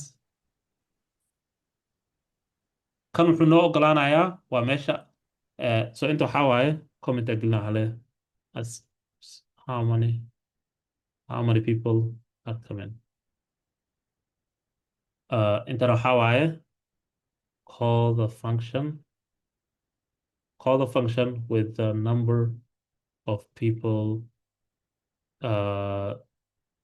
that were inputted input were input above okay so meeshaan gastiga so kan wuxuu noqonayaa like kan waa waxaan ka wado okay so basically kan waa qofka waxaa weydiinaysid kana waxaa waaye functionka loo yeerayo functionkana loo yeerayo waxaa la siinaya value inta ka imaanaya la siinaya inta la gelinaya wuu ordayaa functionkan uu siinaya valuegii waxaa lagu multiply garaynaya 1.5 waa la soo celinaya marka gets returned what section is the argument for the popcorn prompt so this is the argument bakana functionka argumentigiisa waa kana promptigan waa just function hore u jira waaye oo javascript ku jira annaga maana sameynin so basically asaga argumentigiisa waa kana this is the argumentigiisa laakiin waxa annaga sameyna maaha mid hore u jira waaye so function annaga sameyna maaha no meel kale aan ku sameyna so qofaa su-aasha soo weydiiyo it's a good question okay let's see. Uh, no function declaration. Ayuba wuxuu yidhi, so hoisting only works with the function declaration. It works with any function. It works with maxaa la jiro wuxuu la shaqeeyaa arrow function, any function. You could hoist it. All right. So let's see another example kalaan fiirina. So kan meel noo dhig.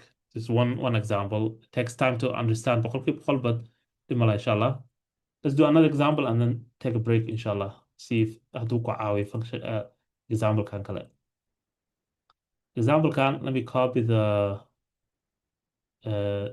su-aasha. Taskigan soo copy garanayaa.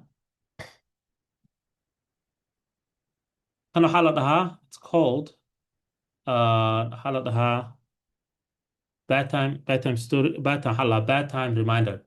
You are building a bad time app for kids. Waxaa dhisaysaa app loogu talagalay ilmaha waqtiga seexanayaan. Write a function called check bad time. Waxaa qoraysaa function la dhaho fiiri waqtiga la seexanayo. That text child's name qaadanaya cunuga magaciisa and the current hour waqtiga la joogo. Right? If the hour is 21 or later, log your name, it's bad time. So wuxuu isticmaalaya like this is waxay dhahaan American military time or 24-hour clock isticmaalaya. And otherwise, log your name, you still have time to play. Right? So function waxaan sameynaynaa basically qaadanaya cunuga magaciisa iyo waqti kadibna soo saarayo based on waqtiga magaciisa. So inta wuxuu leeyahay ayaan 22. So let's create that. So we're just going to create a function عادي. Just going to say function.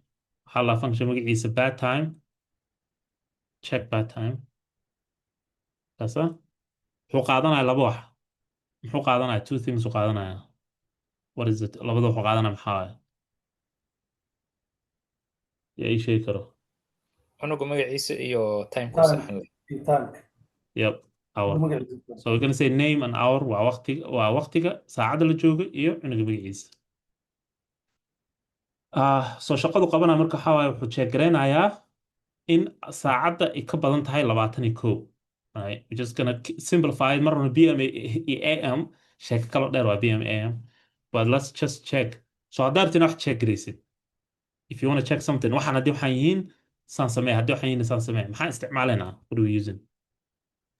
If statement استعمالنا exactly. Yep. So if statement استعمالنا to check if the hour is equal or greater than 21. Okay? Hour قاعد سنواكنا right here. So تحللنا if hour is greater than or equal 21. حللنا هاي. If the hour is 21 or later, log وحن message كان. So تعالى cancel log. كذا. Okay. Else حن هاي. ويريد مركز otherwise log name كان. Gonna keep it simple. We're gonna say else. Cancel log. Boom. So هذا maxaan sameynaynaa marka. So tan ma shaqeynay. Is this gonna work? Yeah. ما شقيناش. waan u shaqeynayn. function. But the function ka u yeerayna. Okay, that's good one. Let's call the function. Okay, function ka u yeernay. What happened here? So wuxuu leeyahay wuxuu noo soo print garay name. You still have a time to play. maxaa qaldan name maxaa waaye cunuga magaciisa kuma jiro meesha. What's going on? Replace name by Ayan. Okay, replaced by Ayan. Okay, let's say Ayan. Ayan Alena. Is this correct? ogaada markay noqoto programming and coding waxa waa inay dynamic yihiin micnaheedu waxaa waaye reusable inay yihiin function waxaan u sameynaya dhanba waxaa waaye in dib loo isticmaali karo let's say camal ayaana u yeertay waalidiin kalaa siisay waalid ilmahoodama waxaa la dhahaa ayaan hadduu dhaha ka waran bar kastay u yeeraan aapka oo dhaho meesha kusoo qora ayaan you still have a time or ayaan it's bad time cunugoodana ayaan lama dhaho right I think we need to define the name first.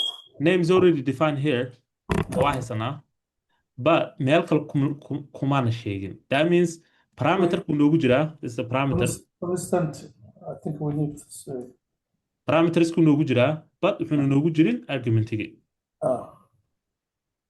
we don't have anything in argument so waxaa u baahanaa arguments inaan laba wax siinu u baahan yahay so ma jira laba wax naga codsanayo two things waxuu naga codsanaya number one cunuga magaciisa so instead of ayaan waxaan leenahay let's say something like shamso and let's give it one more thing waxaan kaloo siinaynaa saacadda so waxaan leenahay let's say maybe 18 aan leenahay still wuxuu leeyahay ayaan you still have time why is that ayaantiina ka bixiso meesha console log gelis waxna so ayaantana meesha ka bixina we have to get rid of the ayaan okay maxaan gelinaynaa halkan marka namekii ku celine isoo meesha kaleeto ayaan gelisana hawarkii ku celine okay so inta name aan gelinaa inta maxaan gelinaa namekii ku celine iyadana name okay will that work aan fiirina wuxuu leeyahay the name you still have a time to play why is that Shamsa ma dhahay name as variable.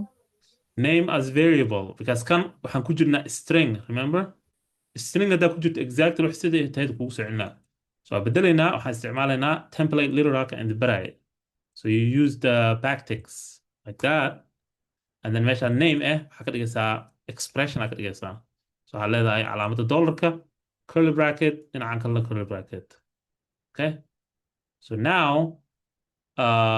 ma dhahay weli micnaha name uu leeyahay because kanaa weli qaldan right so kana sidoo kale aan ka dhigaynaa quotationka ka bixinaysaa meesha backticka ka dhigaysaa quotationa ka bixinaysaa backtick intana waxaa bedelaysaa exact sida kan kore just do something like this name now aan fiirino in wax shaqeeyaan oh wuxuu leeyahay shamso you still have a time to play okay that's good so let's aan bedelna magacaan let's call it something abdi aan iska dhahno abdi you still have a time to play that's cool but now the problem how I just can hospital also print garena why wuxuu you still have time to play maxaa keenay inuu time ma ada bedelay timeka 18 it's less than 21 exactly so logic why wuxuu fiirinaya this is the logic if statement waxay fiirinaysaa waa conditional waa macnaha waxay fiirinaysaa waxa soo gelisay 18 halkan soo gelinay hourka may ka weyn tahay 21 18 21 k win k win 21 right of course so that means basically weli maana gaarin this is not true markaas else is true else is true so kan wuxuu leeyahay camal wuxuu dhahayaa 18 is greater than or equal to 21 it's false right false why inta daan ku bedelno 22 aan ku bedelno let's say now wakaasa abdi it's a bad time right daan ka dhigno 20 daan ka dhigno wala abdi you still have time to play does that make sense okay Yeah. if statement waxay noo sameynaysaa marka waa just waa haddii waxayn run ahayn waxay aadaysaa else aadaysaa it's gonna go down so it's very maxaa la jiray isticmaalkeedu fiican yahay kuwaana parameterskana waa kuwaana inta ku jiraan so nameka waa kana inta nagu jiraa hourkina waa kana inta nagu jiraa waa la check gareynayaa intan waxaa uga yeernay functionkii waxaan siinay labada wax u baahnaa labadan wax u baahnaa so function haddaa aragto waxaan parameters leh any parameters wuxuu lahaan karaa intaan ka badan wuxuu lahaan karaa maybe like wuxuu lahaan karaa something like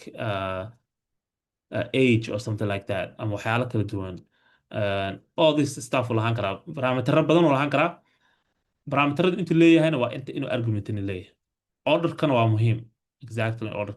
So ما name ku add hour ku add عمل. Okay, does that make sense? wax su'aalaha? Any question? Okay. All right. So haddii su'aal jirin, let's take a break and then waxaan sameynaynaa arrimihii gidkii GitHubka usoo laabanayna insha Allah. Okay. So let's take a 10-minute break and then come back. All right. See you guys soon.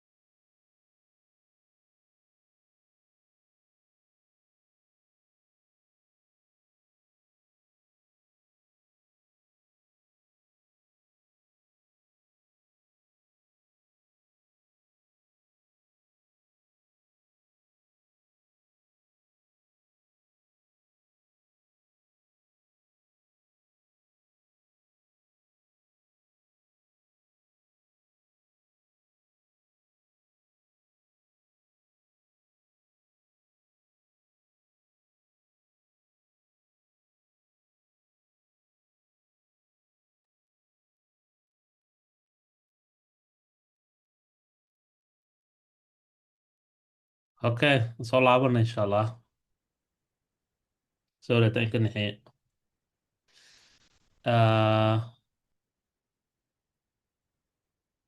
All right. Soo laabta.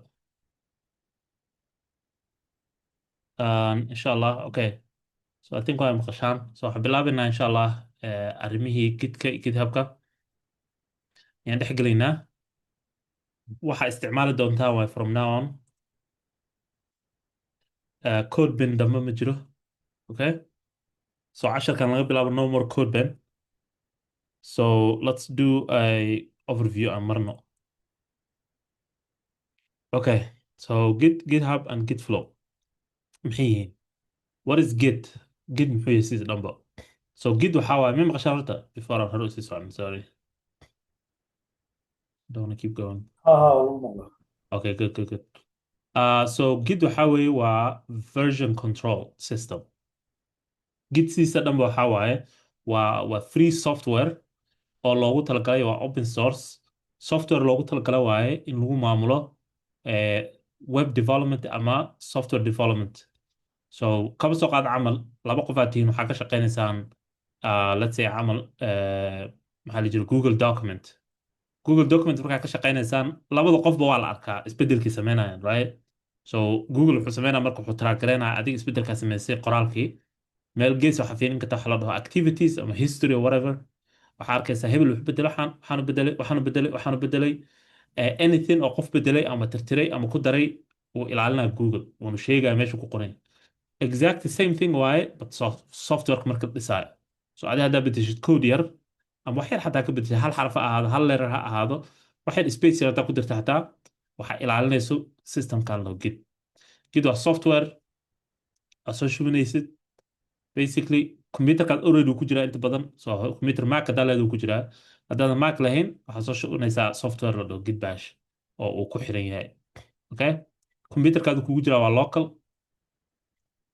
waxaa samayn kartaa isbedelada aad ku samaysa ama wuxuu ku ilaalinaya waxaa u diri kartaa meel online ah waxaa jira website sida camal GitHub ku kaydinayo waa meesha ay ka keeneen magaca GitHub macnaha waxaa weeye waa isbedelada lagu sameeyo Git ayaa lagu aruuriyaa waxaa jira kuwo kale sida Bitbucket meel laha jiro way badan yihiin oo ku ilaalinayo taariikhdii iyo historyga wixii dhan ku kaydinayo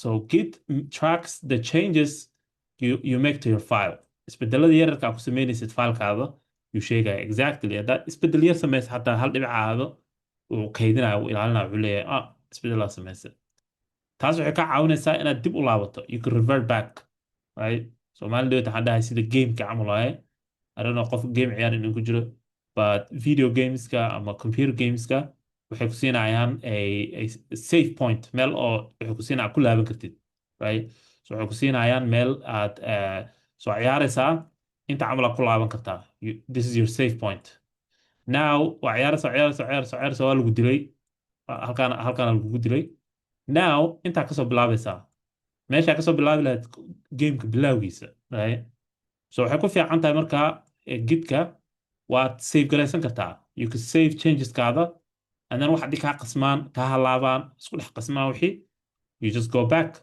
pointiga ku laabanaysa ugu dambeysay oo ugu fiicneed ku laabanaysaa okay so Git basically waxa waaye waa system track gareynaya isbedelada inta badan waxaa lahaa version control sababta version control loo dhahay maxaa yeelay codekaadaa qoraysaa markii aad meel gaarto waa hal version so intaa gaaray micnaha waa hal version 1.1 waa versionka safe aa leeda waa diraysaa waa ka shaqeynay 1.2 aa safe gareyna waa diraysaa so that's shaqadeed intaas waaye waxay leedahay markaa commands ama waxay leedahay waxyaalo aad ku garaaci kartid ama ku qori kartid meesha terminalka oo kuu shaqeynaya for example waxaa ka mid ah waxay leedahay wax la dhaho git init okay git init waxay u taagan git initialization basically waxaa waaye midda ugu horeyso aad sameynaysa so tan badanaa adinka sameynaysaan laakiin let's say camal project waxaa samaysay from scratch oona waxba ku jirin oo micnaha oona ku xirnayn git dan waxaa u baahantay inaad dhahdo git init kabacdina aad processkaas raacdo step waxaa jiro raaco git clone aa jiro mid la dhaho git clone micnaha i copy garee waaye clone waxay ka imaaday cloning englishka caadiga so project hadaad rabto inaad kasoo copy garayso GitHub computerkaa kusoo copy garayso waxaad isticmaalaysaa command lo git clone waana arki doona example. Commands kala jiro la dhaho git add ama git add dot, waxaa jira git commit m message here, kan waxaa loo isticmaalaa isbedel markaa samaysa kabacdi daarta isbedelka inaad dirtid. Enter message here kana waxaa gelinaysaa xartid. So you could just say something like, badanaa markaa kamaniin ani ka shaqaynayay diraysid wax micnaha, waxaa leedahay git commit m dash m, waxaa leedahay featureka hebel hebel waan ka shaqeeyey waana dhammaystiray, waad diraysaa. So hadhowda qofka managerkaada markuu akhriyo git historygaada gidka, wuxuu arkaa waxaa qortay adoo dhahaya camal isbedelada samaysan uu arki karaa. wuxuu kaloo arki karaa messageka qortoo dhahday waan dhammaystiray. Okay? You could even leave a longer message, waa ka tegi kartaa meeshaas darteed. Git status mid laha jiro oo ku ogolaanaya inaad ogaatid basically xaaladda gidkaada joogo ama systemkaada gid joogo. Git push mid laha jiro oo markaa koodka aad dhammaystirta daarta inaad dirtid ood GitHub u dirtid. Push baa leedahay macnaha riix GitHub ku riix basically. Git pull aa jiro opposite-ka push waaye of course. Basically waxaa isbedel ka jiro GitHub ama meesha online-ka computerkayga igu soo jiida daarta inaad ahayd waxaa leedahay git pull. So commands-kan you don't have to know from the top, right? So aniga markaan baranaya bilowga waxaan ma xifdinaya. So waxaan sameeyey buuga node aan soo qaarto waa qorte. Node-na waa idiin sameynaya insha Allah, waan hayaa node oo qoran. Adigana waa qoran kartaa. Slide-kan waa idiin soo dirayaa. Basically adiga waxaa laga rabaa inaad ogaatid okay mid kasta muxuu sameeyaa, what is the goal of commands-kan, seena loo isticmaalaa, right? You don't have to memorize it, but laakiin couple of them marar badan aa isticmaalaysaa. So for example camal git pushkan iyo git commitkan iyo git addkan, saddexdaas aad baa u isticmaalaysaa, iyo git clone aad aa u isticmaalaysaa. Okay? All right, so next thing waxaa waaye gitku wuxuu ku shaqeynayaa terminalka. So terminalka way kala yihiin, ma ahan not every terminal is the same. mid kale waxaan leeyahay halkaa ha ka cabsanin terminalka, don't be scared. I know wuxuu egyahay wax oo like inaad xaagaraynayso wax uu egyahay, laakiin run ahaantii markii aad xogaa yar isticmaasho oo waxyaalaha anig kuu sheegaa ku qorqorto way iska fududaanaysaa. It becomes a lot easier. Second hand ay noqonaysaa, it will be your best friend. Right? Developerska bilowga intayna isticmaalin terminalka way ka cabsadaan, laakiin isticmaalka markay bilaabaan aad ay ola dhacaan. But you don't have to know everything. wax kasta inaad garanayso qasab ma ahan, and you don't have to be hacker inaad isticmaalaysid. So terminalka marka qaarkood waxaa la command line bash github git bash. So laakiin tan anaga isticmaalayna waxaa la dhahaa either waa terminal haddaad haysatid Mac, ama waxaa la dhahaa git bash haddaad haysatid Windows. So kan inaad soo install garaysato haddaan ka hadlaya. Inta wuxuu leeyahay command promptiga iyo PowerShell-ka are not terminal, ma aha terminal. You can use the terminal to write git commands. Commands ka ka hadlayna waxaa ku qori kartaa meeshaan. Git commands are built in phrases, waa lagu dhex dhisay systemkan oo terminalka way ku dhex dhisan yihiin. Okay? So waa arkayna example, waa soo furanaysaa, you just type in waxaan kuu sheegay un, and then waa la qabsanaysaa marka waxaa arkaysaa adoo wax ku qoraya. Okay? waxaa kaloo jiro commands kala isticmaali kartid. Commandska waxaa la dhahaa waa navigation commands. haddaad inaad folder gashid aad ka baxdid folder cusub aad samaysid adoo terminalka bis isticmaalayo kuwaanaad isticmaali kartaa. So meesha terminalka waxaa ku garaacaysaa ls, waxay taagan tahay list everything ama list all the list directories, yani list everything oo meesha ku jiro soo list garee, yani itus waxa ku jiro folderka aan ku jiro.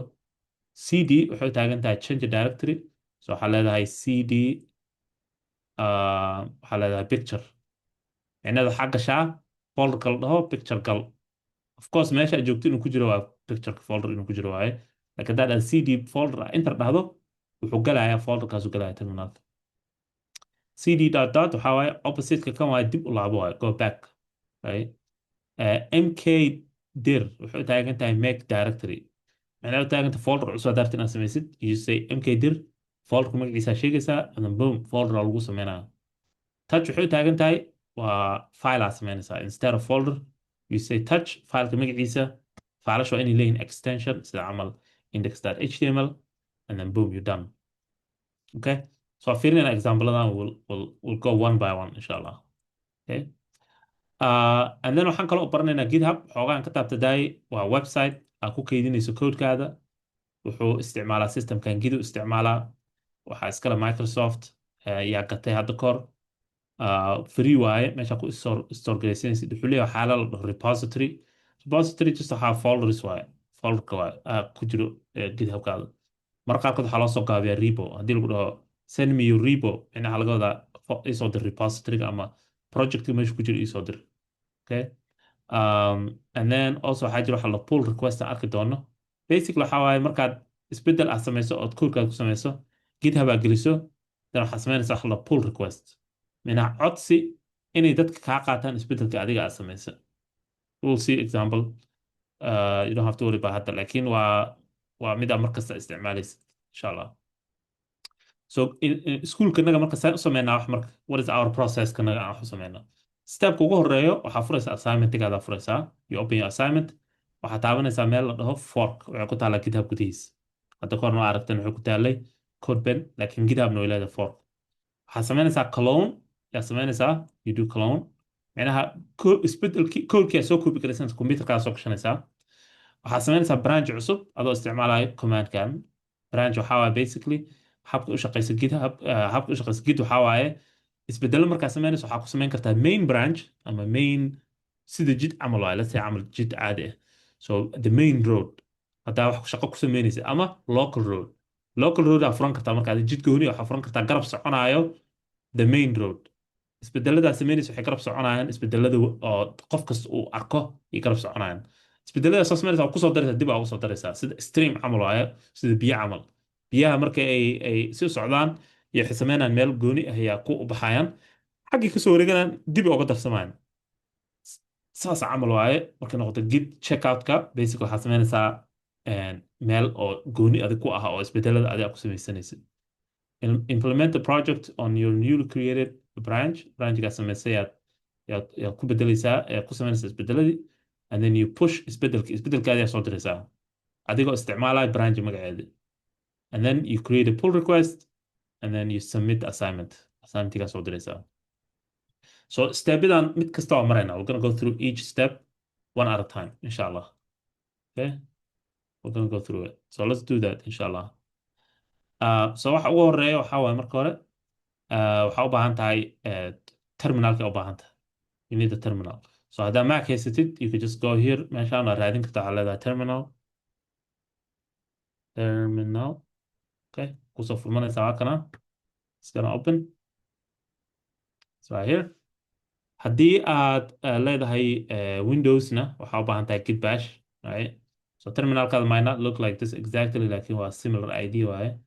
So git bash u baahan tahay ka hadlay ama it's right here sorry soo downgradesanaysaa as a window and then soo furaysaa so saan u yar ekaana xoogaa.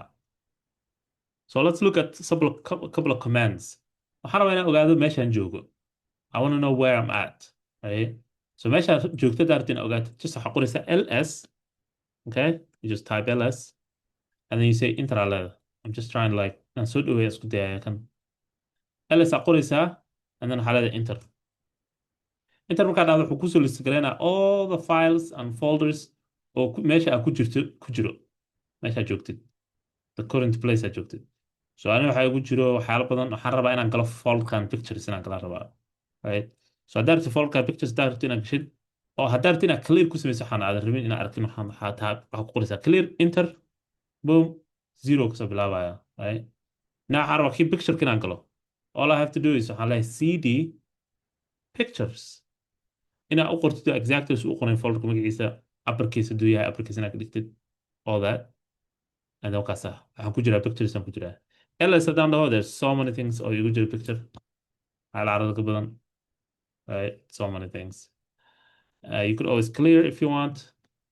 waxaan rabaa inaan galo gebi projectiga waxaan rabaa folderka gebi inaan galo so waxaa leedahay cd gebi aa ku jirtaa and then waxaan rabaa inaan galo GS11 oo glasskin ah so waxaan leeyahay cd GS11 boom. So haddaan dhaho kan markaa let's do clear haddaan dhaho ls waxaan filanayaa inay soo baxaan projectiga hadda aan samaynayno functions ahaa iyo whatever oo halkan ku jiro waxa ku jiro halkan halkan GS11 waxa ku jiro test project iyo functions ku jiro. So let's try that. So ls aan leenahay bakasa functions test projects exactly labadan isku mid waaye terminalkan iyo folderkan waa isku meeshii. haddaan rabo inaan galo functions waxaan leeyahay double click halkan terminalka haddaan rabo functions inaan galo waxaan leeyahay cd functions boom waa ku jiraa waa ujeedaa inta meeshaan waa uga jeedaa css index all data ku jiro inta haddaan rabo inaan ogaado waxaan leeyahay ls boom waa ogaan karaa kaasaa folder la dhaho kaas index.html iyo js ku jiro okay so basically terminalka waxaa sida camal adiga computerka maamulaya waaye waxaa ka maamuli kartaa meeshaan computerkaadi let's say camal waxaan rabaa inaan sameeyo let's go back dib haddaan rabto inaad laabatid waxaa leedahay cd dot dot intaraa leedahay dib uu ku celinayaa sida adigoo falaartan taabtay oo dib u laabtay waaye now waxaan rabaa folder cusub inaan sameeyo something like let's say waxaan rabaa inaan sameyno assignment folder waxaan rabaa inaan sameyno so waxaan leenahay mkdir assignment okay and then inta markaa dhahdo waxaa arkaysaa meeshaan waxaa kasoo baxay assignment anaa waxaan ku qoray assignment kasoo baxa kaasa because cd into assignment waxaa kaloo qori kartaa qaybta ugu horeysa oo folderka ama fileka whatever folderka inta badan so waxaa leedahay inta ugu horeysa and then waxaa taabanaysaa tab keyboardkaada tab and then wuu ku dhamaystiraya you don't have to type the whole thing file aan rabnaa inaan meeshaan ku dhex sameyno let's say waxaan rabnaa inaan sameyno index.html so waxaan leenahay touch index.html boom fileka inoo soo kansaa very simple now marka waxaan rabnaa arrimaha gidka inaan ogaano marka say u shaqeynayaan arrimaha gidka waxaan ka bilaabanaa assignmentiga marka we're gonna go back assignmentigaan kasoo bilaabanaa so qabsocod waxaan iska dhigaya adinka camal oo ka shaqeynaya assignmentiga so waxa ugu horreya waxaad tegaysa assignmentigii you go to the assignment GitHub aad samaysanaysaa of course you log in okay you go to meeshaan fork aad dhagsiinaysaa kana you choose meesha aad ku fork galaysa already anigu ii fork galaysan yahay right so waxaan sameynayaa aniga I'm just gonna view here existing fork not this one profilekaygan tagaa hadduu ku dhaho already waa haysataa micnaheeda waxaa wuxuu kugu jiraa profileka kugu jiraa so week 4 I think it's this one not this week 5 week 4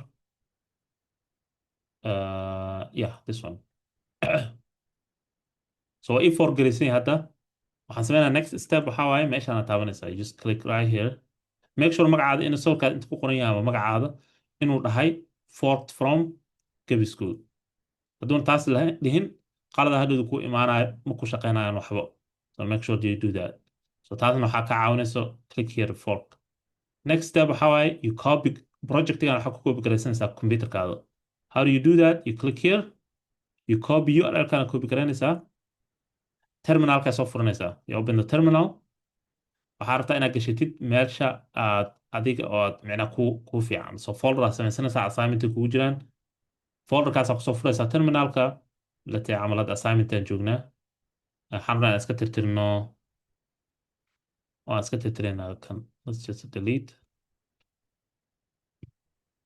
okay assignmentiga raba inaan ku shubto week 4 kan so waxaan leenahay git clone okay git clone and then url-kii hadda soo copy karayna oo kan ahaa this one yaan ku paste garaynaynaa we're just gonna paste haddaa u fiirsatid folderkana wuu ka soo bixi doonaa halkaas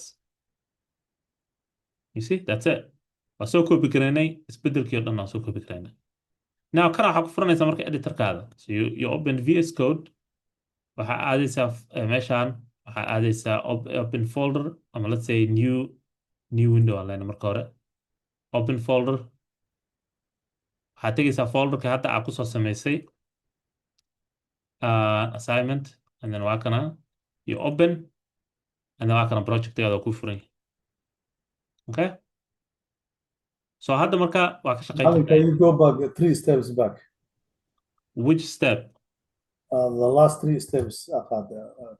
Last is 3 steps waxaan niri we go here waxaa kala garanaysaa assignmentigaada waxaa ku furmanaya GitHub waxaa sameynaysaa account ka sameysanaysaa marka hore of course intaada waxaadna sameynin and then waxaa soo baxaya inta sawirkaada ka soo baxaya ama accountkaada magaciisa dabeecad inta waxaad taabanaysaa fork you click fork marka fork taabatid page-kul ku geenayaa pagekaas waxaa leedahay okay next aa leedahay continue and then waxaa taabanaysaa meeshaan code you click here code waxaa copy garanaysaa url-kan you just copy terminalka soo furanaysaa computerkaada gudihiisa. You open the terminal. Okay. Let's undo the kan aan iska xirno. Kan aan delete garaynayna. Dib aan u samaynayna. Kana hoos iska soo dhig. So, adigoo meesha joogo, meesha aragtid markaad joogtid terminalka, you have to cd into different folders kala duwan. Meesha aragtid markaad joogtid waxaa leedahay git clone, and then URL kan ku paste garaynaysa halkan. You just paste. Okay, and then enter aa leedahay keyboardkaada. Boom, wuu soo copy gareeyay markaasaa. Okay, so folderkii kugu jiraa buuxi, folder assignments waa kana, folder assignments aa ku jirnaa. Then kana waxaa ku furaysaa marka Visual Studio Code. You go here, kana iska xirayna for now. Visual Studio Code aa soo furanaysaa.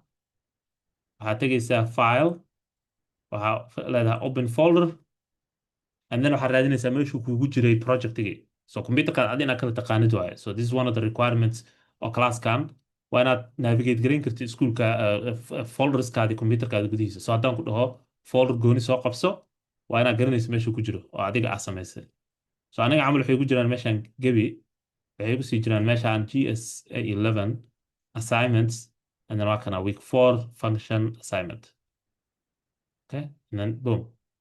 Assignment-ga ku furmatay. Now next step waxaa marka inaad samaysid, waa kana waxaad raaci kartaa. Haddaan ku laabano slide-kii. Slide-kan haddaan ku laabano, waxaan sameynay, we did the fork-an niri, kabacdi clone aan soo niri. We cloned the fork. Marka hore fork and then clone. Step-ka ku xigo waxaa branch cusub inaad samaysid. You have to create a new branch. Okay? So you have to run that command. The good thing is waxaa waaye Visual Studio Code waxay leedahay terminal ayada laftarkeeda. So meeshaan kor haddaad tagtid oo meeshaan ku qoran yihiin maxaa xalaan kala duwan sida file iyo ku qoran yihiin, qayb waxaa jirta terminal leh. You say new terminal, inta VS Code-ka gudihiisa waxaa kugu furmanaya terminal. Haddaad leedahay Windows, waxaa u baahan tahay meeshaan inaad ka bedeshid. You go here, waxaa ku bedelaysaa git bash, aa ku bedelaysaa halkan. By default wuxuu kugu furaya something like PowerShell, waxaas kugu furaya, intaa ku bedeli kartaa. So terminal markay kusoo furmato, then all you have to do is waxaa leedahay waxaa furaysaa, waxaa samaynaysaa branch cusub. Isbedel intaad samaynayba. So waxaa leedahay git check out. معلم meesha aa furtay git bash kuma jirto, only bash aa ku jirto, so they're gonna be the same. Ma waxaa haysataa Windows mise Mac? Windows. Bash aa kugu jiro. Ma soo install garaysatay git bash-kan? I did okay. Install. Okay, yeah, bash is okay then. Hadduu bash leeyahay waa okay, bash iyo git bash generally waa similar. So now you do the git checkout, but git checkout bis ma ahane. Basically waxaan rabnaa inaan sameyno, before aan sameyn xataa checkout-ka, what we could do is waxaan leenahay, waxaan sameyn karnaa git status wax la dhaho. Git status waxay noo sheegaysaa xaaladda aan joogno oo gitka, systemka git xaaladda aan joogno. Wuxuu ku leeyahay waxaa lagu soo qoraa, wuxuu ku leeyahay waxaa ku jirtaa branch la dhaho main. Your branch main is up to date with origin. Darraa oo ku leeyahay macnaha wuxuu ka wadaa GitHub haddii la tago, if you go back to GitHub, project meeshaan kasoo koobigan haddaad tagno, waxaa arkaysaa waxaa jira qayb la dhaho branches. You see here branches. Waxaan ku jirnaa hadda main branch. Branch yaal kale u jira, waxaan test gareeyaa all this stuff. Waa branch aan sameeyay waa. So GitHub way garanaysaa marka brancheska. Branches waxaa basically waa copy oo projectiga ah, right? So copy yar oo laga qaado projectiga, isbedel aa ku samaynaysaa, hadhowdi dib waxaa ugu soo dari kartaa main branch. Main branchiga waa midda aan qof kastuu copy garaysanayo waaye. So kaba soo qaad company u shaqaynaysaa, waxay leeyihiin software ay leeyihiin, softwareko dadka isticmaalo publicly. Now as a developer, marka developer ahaan kama shaqaynaysa directly kan mainka, sababtoo ah mainka haddaa isbedel ku samayso, dadka public way arkaan isbedelkaa samaysa isla markiiba. So waxay sameeyaan branches aa la sameynayaa, isbedelada brancheska lagu sameynayaa, waa la test garaynaya, waa la fiirinaya isbedeladaas inay shaqaynayaan, issue may keenayaan, qalad may keenayaan, wax may keenayaan. Kabacdi waa lagu merge garaynaya, merging wax la dhaha jiro, macnaa isku darid. Waxaa la isku darayaa branchiga adiga ka shaqaynaysay iyo mainka. Iyo mainka waxaa la leeyahay isbedel cusub aan wadnaa aan kugu darno. Mainka wuxuu leeyahay either wuxuu leeyahay okay, waa lagu dari karaa, waxaa dhima lahan, or wuxuu dhihi karaa conflict. Wuxuu dhihi karaa already fileka adiga soo samaysay, qofa already ka shaqeeyay. So labadiinaba khilaafaa meesha ka dhacaya. So now you have to solve that conflict here. so main branchiga waa branchiga mar kasto micnaha aan loo baahnay inaad isbedel ku samayso so that one isbedel ha ku sameynin adiga branch gooniya samaysanaysaa you see hadda mainkan joognaa so we have to create our own branch so waxaan leenahay git check out waxaan leedahay and then waxaan leedahay hyphen b bdaas waxay taagan tahay waa new branch waaye new branch magacaa siinaysaa marka branchiga so let's give it something like waxaan leenahay GS11 aan leenahay just because waxaan rabaa inaan kuwii hore aan kala mid dhigin laakiin adi ahaan assignment ahaan waxaa laga rabaa inaad samaysid magacaada camal so you could just say something like Duran Ali oon magacaada iyo first name last name kaada gelinaysaa inta so let's call it GS11 intaan aan leenahay and then now you see the branchiga magaceeda waa GS11 isbedelada meesha ku sameynayo waa branchiga la dhaho GS11 waxaa fiirin kartaa kale brancheska haysatid how many branches haysataa so waxaa leedahay git branch aa leedahay not git branch okay I have to quit this give me a second q okay so let's clear it so waxaan leenahay git branches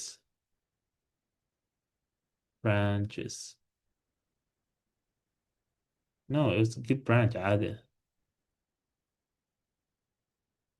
git branch right so let's actually look for that so sometimes intaa garan weyso command waxaad dhigi kartaa waxaad raadin kartaa branch google aad ka raadinaysaa git branch list yeah git branch oo kasa sax waaye waxaan ku laabanaynaa meeshii we're just gonna say git branch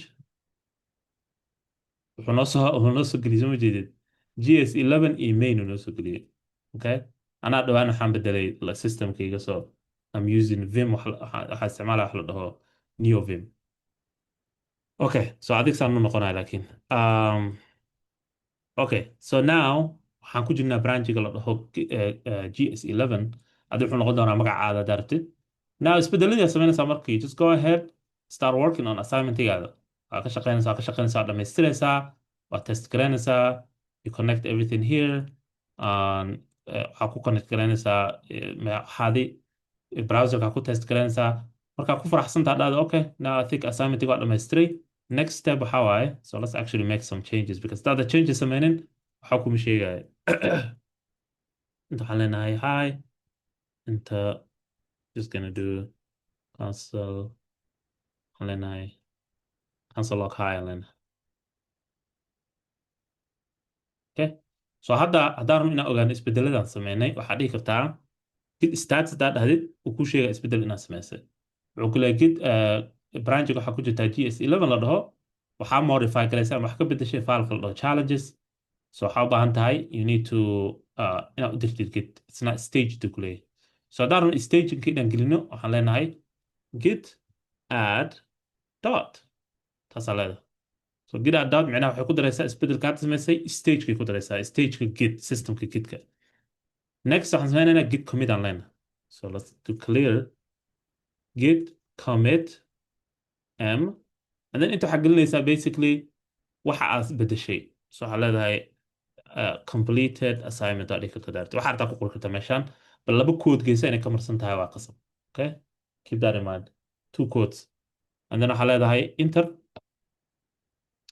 so hadda wuxuu leeyahay in general everything is good uu leeyahay so haddii aad dhahda git status wuxuu ku leeyahay everything is clean the tree is clean hadduu ku dhaho the working tree is clean macnaha waxaa laga everything is good laakiin isbedelkii github umaadan dirin so haddaan rabno inaan u bedelno isbedelkii ama aniga haddaa rabta inaad iisoo dirtid waa inaad gelisid github to do that waxaan leenahay git push u origin aan leedahay waxaan waa idiin soo qori doonaa so you don't have to memorize it and then waxaad gelinaysaa branchiga magaceeda tana adig ka shaqaynayso hatana so badanaa intaa ku arkaysa haddaad halkaa ku arkin you can see it here markaad dhahda git status magacaadu noqon karaa kan it doesn't have to be anything so GS11 aan leenahay so let's say enter okay now micnaha hadduu kusoo bixi waxaan uunan error kusoo saarin micnaheedu waxaa isbedelka wuxuu u diray github so github aa aadaysaa waxaa soo baxay calaamad oo inta kasoo baxayso waatana so calaamadda hore uma olin meesha wuxuu ku leeyahay GS11 had been recently pushed 3 seconds ago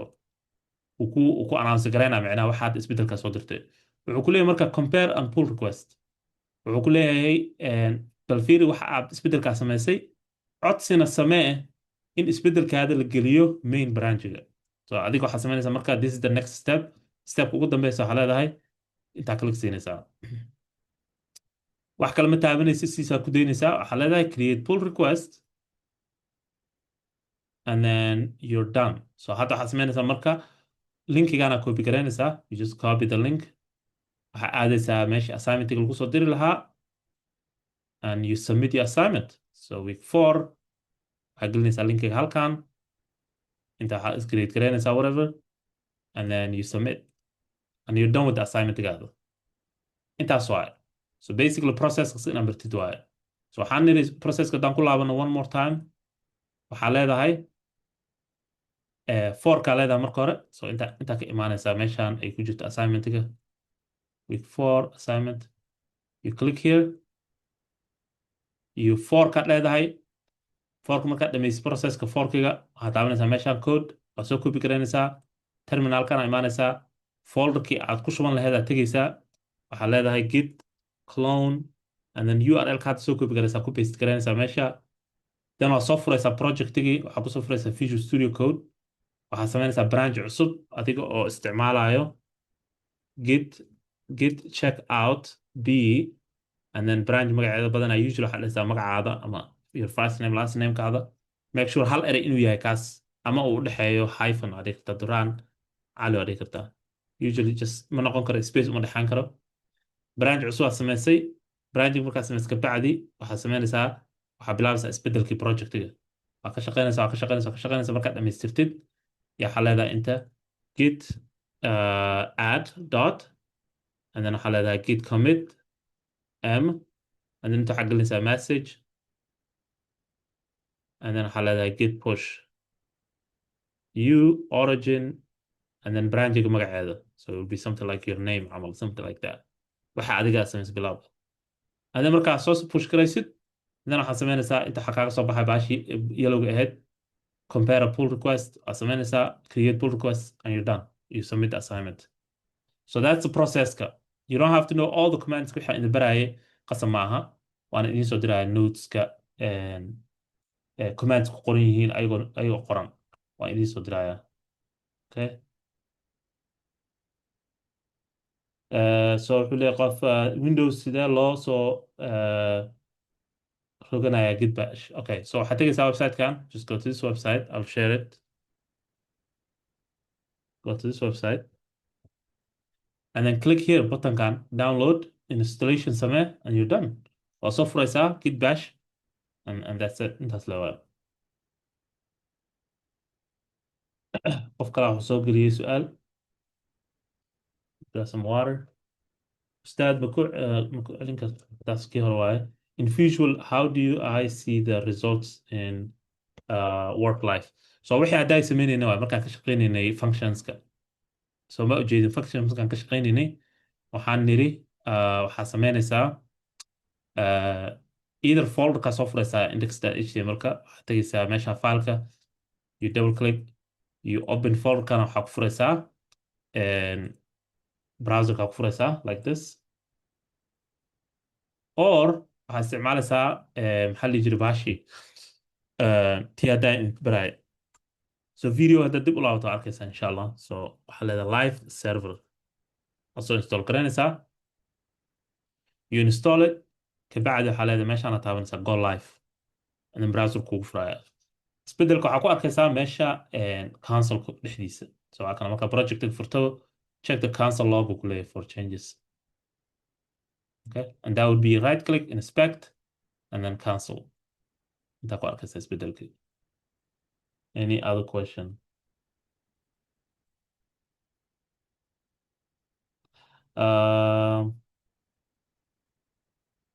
haddaa qof i weydiiye dhahay ma ku celin kartaa sida folder loogu furo waan soo dahay yeah folder haddaa rabtid inaad furtid basically just waxaad tegaysaa meeshan file waxaa leedahay open folder waad raadinaysaa folderkii and you open it and then intuu suu kusoo furmaya insha allah any other question okay processka waxaan idiin soo dirayaa oo exactly isagoo step by step insha allah ana raaci kartaa. Midda kale so assignmentiga marka maanta waxaa waaye this coming week assignmentigiisa waxaa waaye waa inaa ka shaqeyso waxaan. So challenges-kana ka shaqeynaysaa hadayna waan taabanay haysataa one waxaa ku qoraysaa codeka meeshan write the function here intaa ku qoraysaa. Kan wuxuu ku leeyahay convert the function to function expression waan dhignay hadday sida function caadi loogu bedelo function expression. Ku kale ku siinayaa task kale wuxuu ku leeyahay inta also extra task wuxuu ku leeyahay functionka arrow function u bedel which hadayaan baranay and then markaas another one and another one and that's it. So and then stretch ka galaysa stretch qasama inaad samaysid waa basically waa extra task waa. wax su'aal any questions? أنا سؤال قبا Go ahead.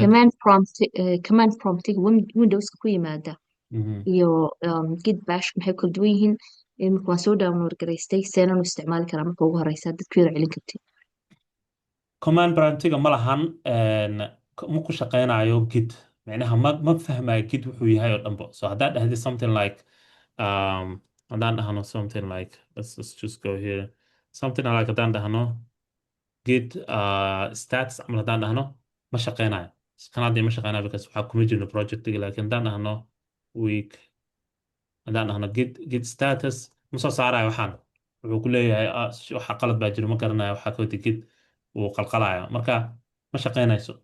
So waxaa u baahanta marka git kana u baahan tahay ani computer waxaan haystaa mac so I don't need it that much but lakin I can install it waan tus karaa.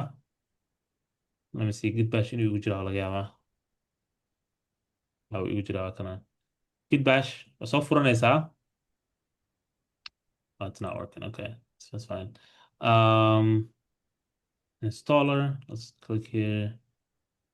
I can share mine if you want. Yeah. I can share my screen.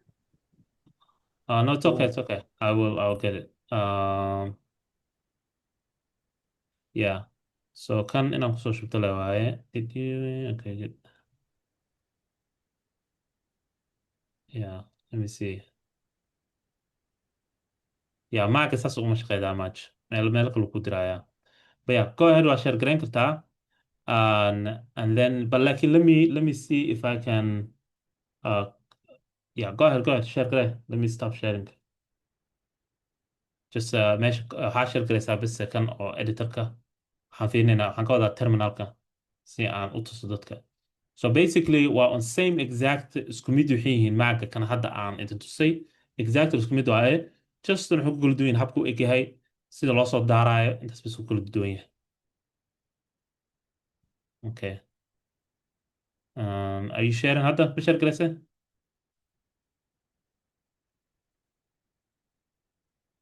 qof aa dhahay waan share garaynaa. أنا waan soo download garaystay haddaad doonto social Yeah. So basically, yeah, just exactly the same way.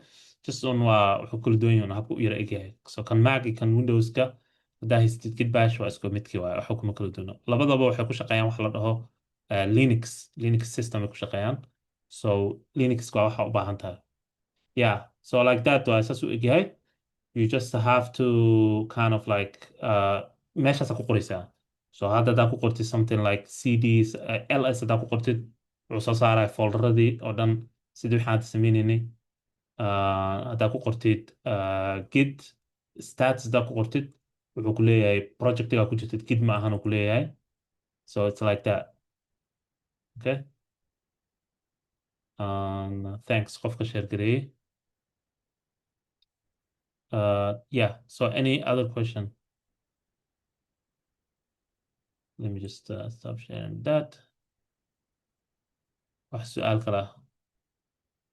Okay, so waxaan dhan waa practice waa ogow. So wax ma jiro oo qof uu ku dhashay ma ahan waxaan dhan wax qof la practice gareeyay. So commands waxaan idin siin doonaa insha Allah everything u baahantiin. So wuxuu ku jiraa inta let's go to Notion. Let me see if I can log into Notion. Let's go here. Maybe this. waa kana inta ku jiraan waxay dhan. So let me share the notes kan. week 4 aan ku jirnaa. So week 4 waa kana everything oo notes ka u baahan tahay in week 4 intay ku jiraan. And then qaybta hoose haddaad tagto waxaa arkaysaa git notes waa kana ls cd dot mkdir touch git flow waa kana git clone git checkout git add git commit kii wixii dhan git push everything aa ku jira. So ayadoo qoran oo node ahaan idin qoran waa kaasaa soo gelinaya. Hey, any other question? All right, inshallah. So dadaala inshallah. Waxaana waa practice waaye. It's all about doing it. So wixii su'aalo kala qabtaan waa ay soo diri kartaan qoraal ahaan inshallah. Khayr adiin rajaynaya. Asalaamu calaykum waraxmatullahi wabarakaatuh.